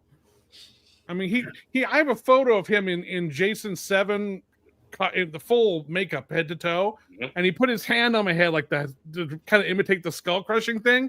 And my expression in my photo is like, not because I was smiling, it's because like my brain. I lost all my memories from July 1987 because of that. I don't have them anymore. I don't know where the fuck they went. Yeah, I don't think that was a good month anyway. So no, you're it probably wasn't. You're right. But it's just, but the photo was great. But Are there any plans for you to do like a traditional narrative film, or are you just going to stick with mostly docs and featurettes? It's just been hard to concentrate on that because even though I love what I do, it doesn't.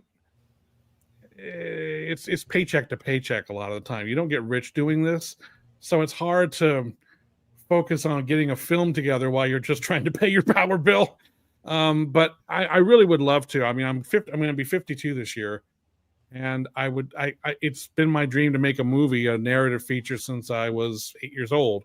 Mm-hmm. So I'm hoping at some point here with this new label coming up, I'll be able to get some money together and get some time.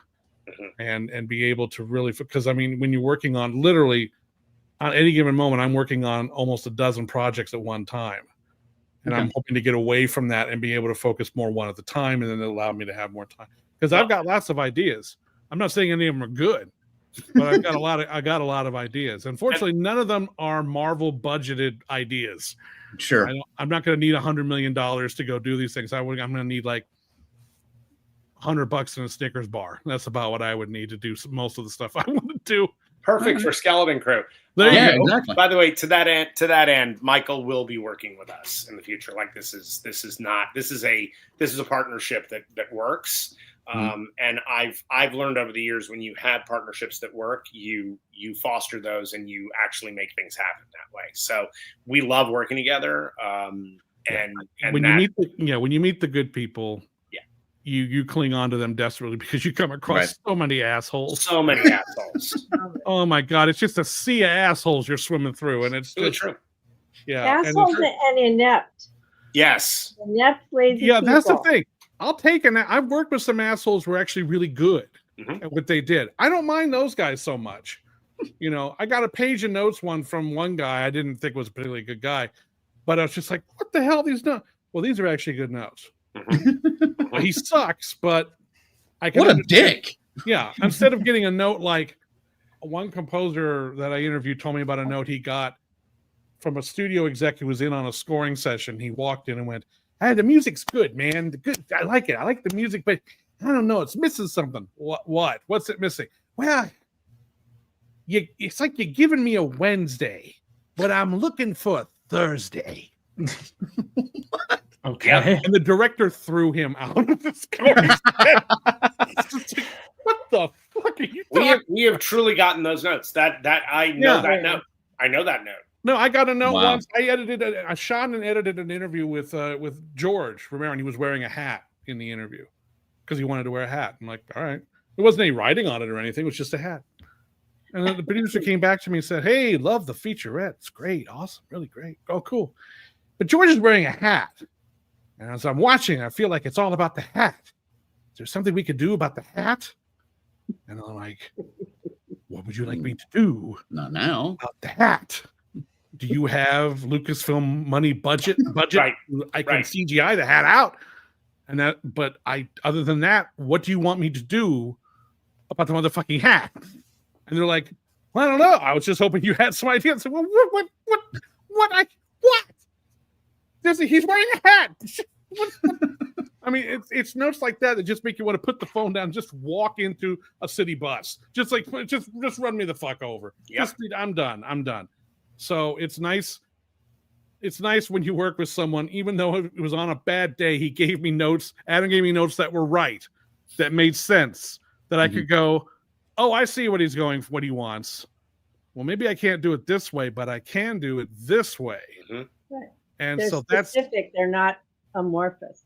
yeah. And it's just like, I don't mind notes like, well, I do because I was in a bad mood, but I did them because at the end of the day, you recognize what, this is a good note. So, get your ego out of your ass and get out of here. Just do it.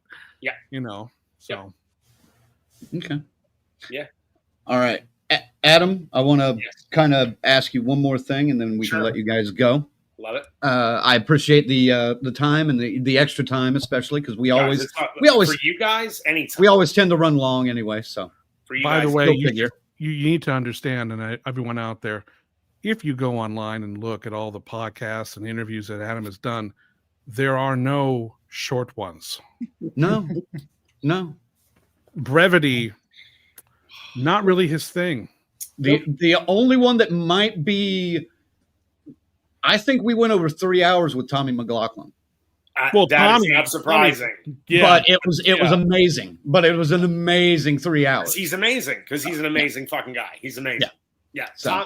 Tommy is dude. He is one of those rare cats that we met each other and it was instantaneous that oh no, this guy's a brother. Like this guy, I knew this guy in another life somehow. And he made a great Friday the 13th movie. He made a great, and by the way, the movie that I've always said Jason Goes to Hell is the sister to that movie. Like that's the movie that I wanted to be connected to.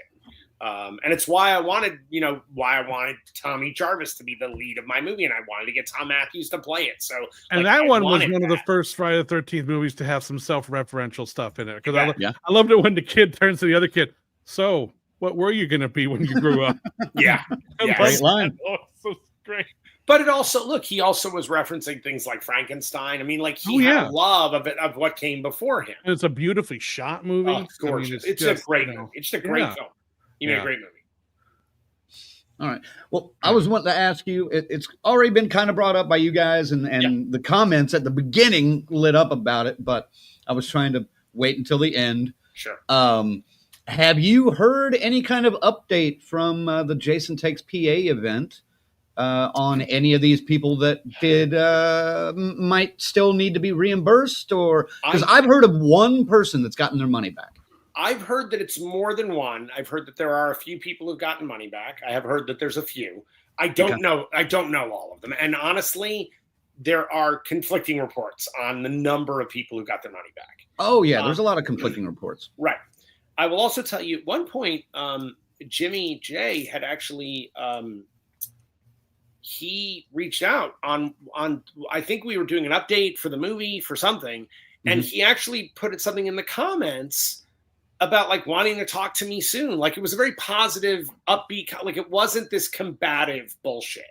And it was positive, and I was like, cool. Again, listen, I am the guy that if you say you're sorry, we're good. We're good. It's over. We're good. Now, if you owe people money, you got to pay them back their money. Okay? And tell them you're sorry. Right. But you got to make people whole. But I have to tell you, he approached it that way in the comments, and then I never heard from him again. So again, I don't know. Listen, I don't know anybody else's life. I don't know what goes down for people. All I can tell you is that was a very dark chapter in the making of this movie, and also just for me, look, I really take people at their word.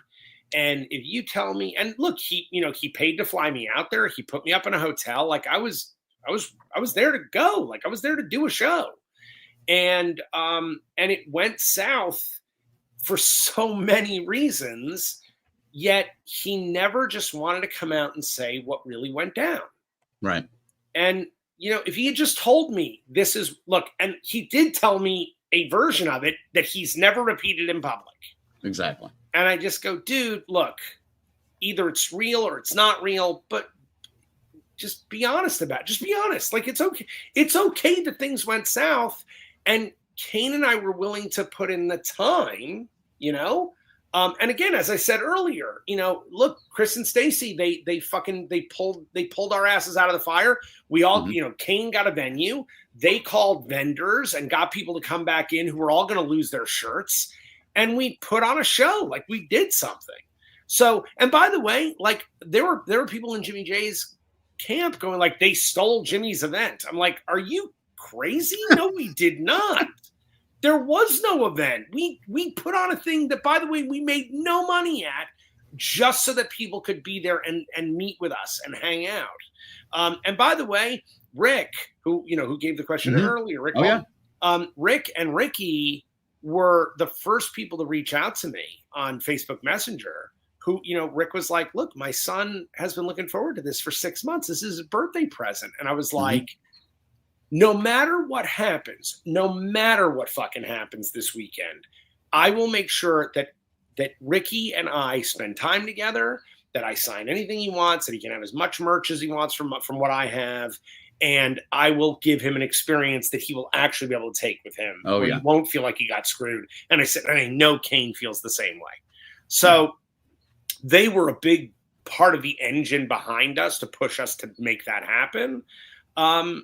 So again, look, it all ended up being fine, but it wasn't fine. And, if you owe people money, pay them. That's it. Right. I don't care what it takes. Pay them.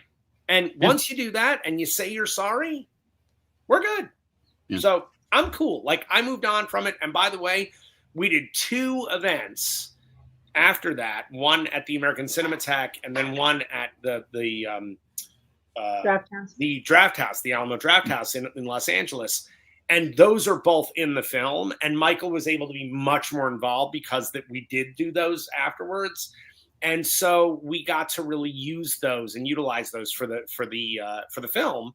Nice. So we even found, but by the way, it took a year to make that happen. Yeah. That wasn't like a little thing. Damn it. Yeah. Right. So it's just time. It just takes all this time. Right. So not having that event happen was another thing that pushed everything back. Yeah.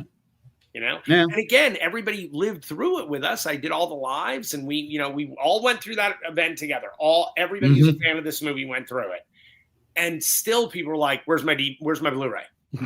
Like, oh, dude, I how can what happened to us? Like, we didn't get to shoot the spine of our film.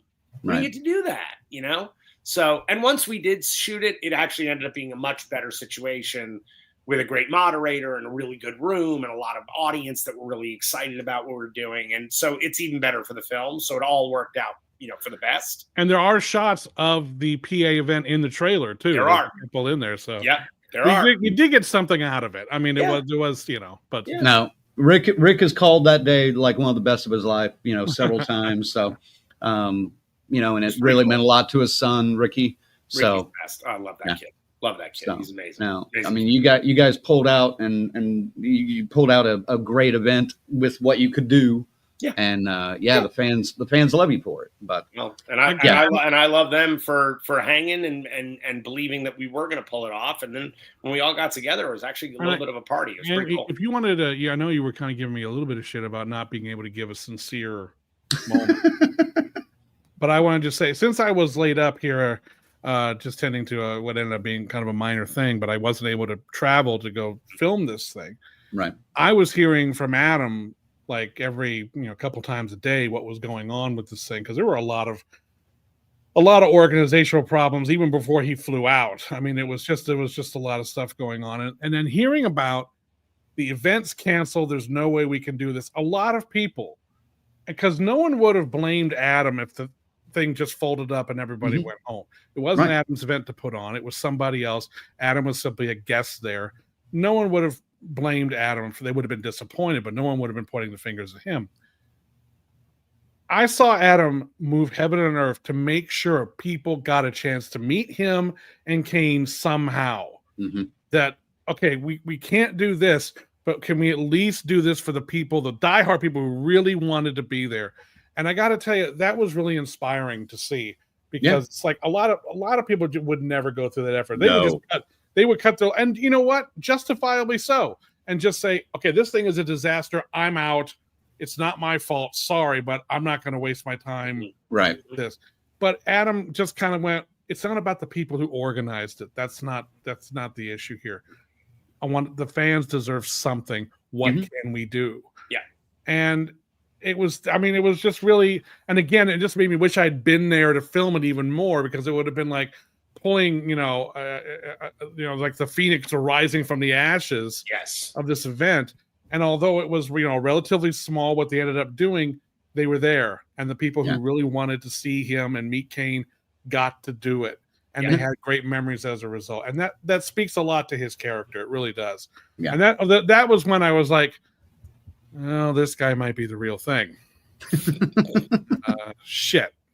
It was kind of like, oh, I may be in it for the long haul with this guy. Okay. All right. Okay. He's pretty special. I think I'll keep him. Well, you're prejudiced. You have been with him a little while. Seriously. I mean, that's 30 plus years. Yeah, that's a while. That's a while. She has the battle wounds to speak for it. So yeah, it's true. That's true. Yeah. Well, guys, again, thank you so much. Can't wait to meet you guys. May 23rd through the 25th at Texas Frightmare Weekend down at the Irving Convention Center in Irving, Texas. I know I said Dallas-Fort Worth, but it's a piece. It's a piece of that. So it's out by DFW. That's close enough. Yeah. Oh, by the way, before we leave you guys, I will tell you one magical thing that happened that I found really interesting that I think you guys will dig. That there's that show going on in Burbank in August. That's I was actually going to mention. I'm going to bring that up earlier, but Crystal Lake Nightmares, I think it's called. That's the big Friday the 13th show, right? So I was asked very early on, and I'm thrilled. I'm so psyched. I'm going to be there. And then I saw that Sean Cunningham is. Sean's going to be there too. Well, here's what's interesting. Someone asked me if I was going to be there, right? Someone in a comment on Facebook, and I said, absolutely, I will definitely be there. It was in one of the Friday the 13th groups. I said, I will absolutely be there. Looking forward to it. Excited.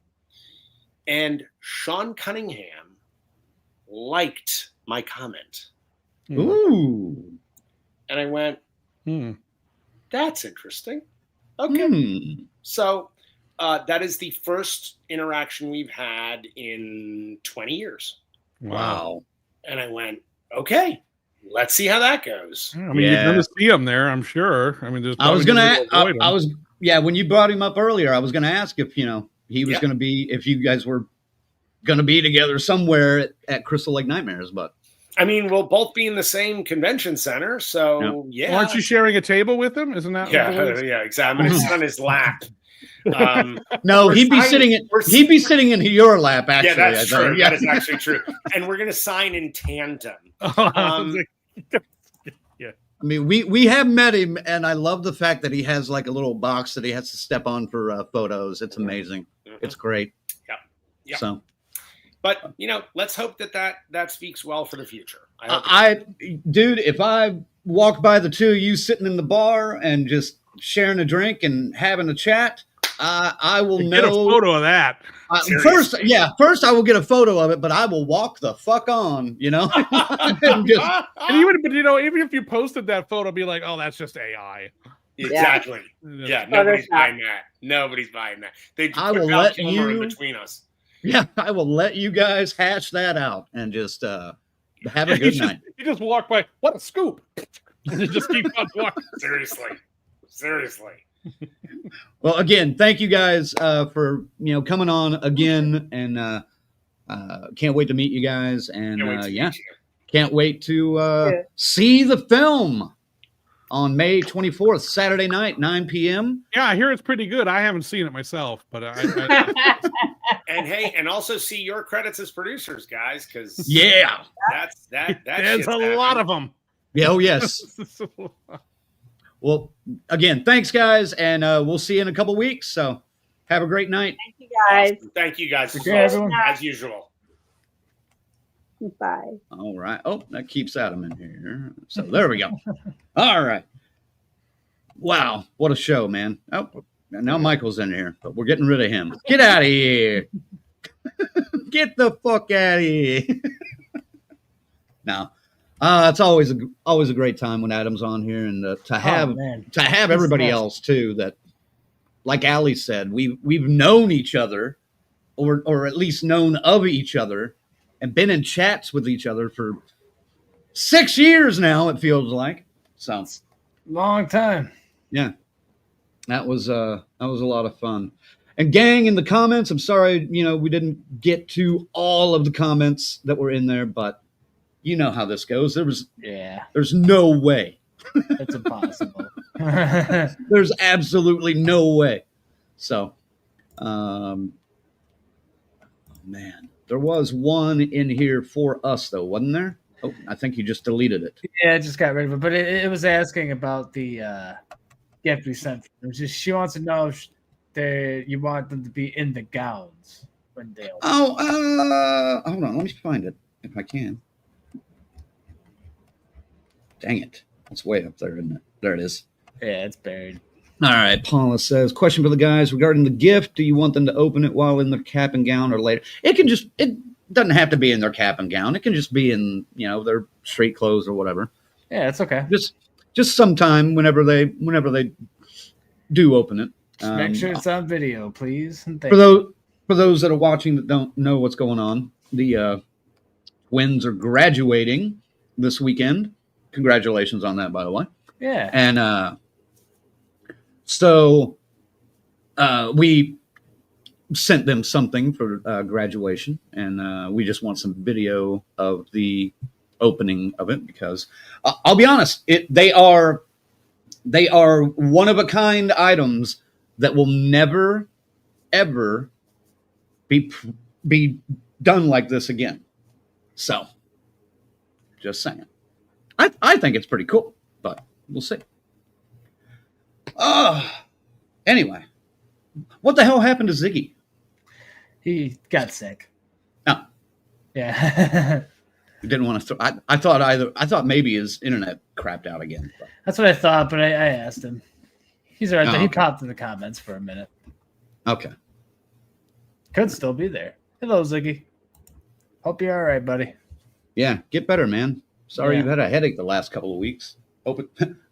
Wait. Why does he have a headache when I come back to the show? Well, I mean, he was just working crazy all weekend too. I mean, it could just be fatigue. I'm kidding. I know. Man, thanks to everybody for watching and jumping in with the comments. I know you guys were kind of entertaining yourself. I know Rick was answering some questions too. I saw that, but I was just trying to. And I don't know why I write so many damn questions when Adam's on. I need two. I know, right? And just really, I saw all that you had. Like, we're gonna get through some of these. Like, what the hell? So, all right, man. What's next week? Next week, I do not have that ready. We Oh, are doing come on. Final Destination Bloodlines reviewing and a franchise ranking. Goddamn right. How excited are you for this one? Just out of curiosity, the new one. I'm intrigued. That there's some good names working on it. I'm hoping it'll be good. I'm at like a 6, maybe 6.5, somewhere in there. I'm less looking forward to having to rewatch all of these for the ranking part, but that I'll get there. There's only 5, man. It's like 8 hours. That's fine. It. I could do that. Yeah. But yes, next week, Final Destination Bloodlines, fellas. Get to the theater and discuss with us. Wait. Twisted Twinning wants to know, what does that mean? What does one of a kind that will never ever be redone again? Well, you'll see, man. You're going to have to see. Means exactly that. You might need the shop vac nearby whenever you do open the package, though. No, we didn't do that. We didn't fill it with confetti or anything, but no. Only because, well, I can't get into that. Tarek says you're not a cause, Crank, just a symptom. That's probably true. Aw. Oh, don't aw me. I was gonna try to get you to talk to the cat when the cat kept coming up on Michael, but I couldn't butt in. I know. I loved seeing the cat twice now. The comments were enjoying the cat as well. He is a very cute orange cat. Very large, very fluffy. Yeah. No, he seemed like a cute, sweet cat, though. Yeah. All right, gang. One last time, since we're almost at the 240, or we are at the 240 mark. One more time. Let's thank our members, our final girls and guys: Christy, FaZe, Lorena, BD, Alex, Robert, and Tyrone, our Crazy Ralphs, Bell's Fancy Creations, which we'll also see them in a couple of weeks in Texas. Dr. Smiley, Morgan Crypt, Raymond, and the whole damn Enchilada pod. And to our GAMP counselors, that wasn't a good breath. Adam, Christy, Luke, Lou, Jimmy and Rachel, Stacy Lynn, Orlando, Chuck Schick, Dave, Carl, Patricia, Kristen, and JJ. We got to do this part now. Yeah, I don't have that. Oops. You got it? I got it.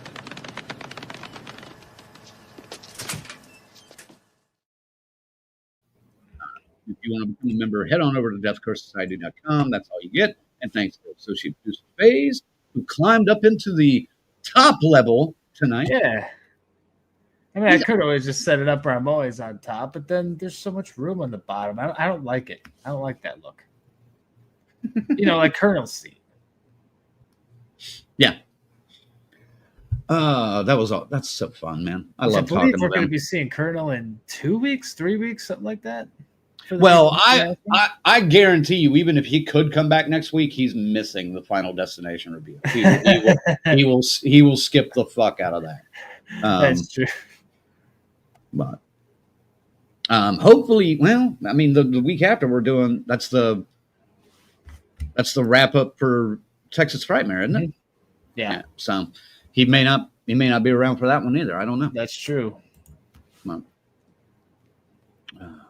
Well, anyway, yeah, that's all I got. And since we're way over, we might as well just call it a good night. You want to send them out?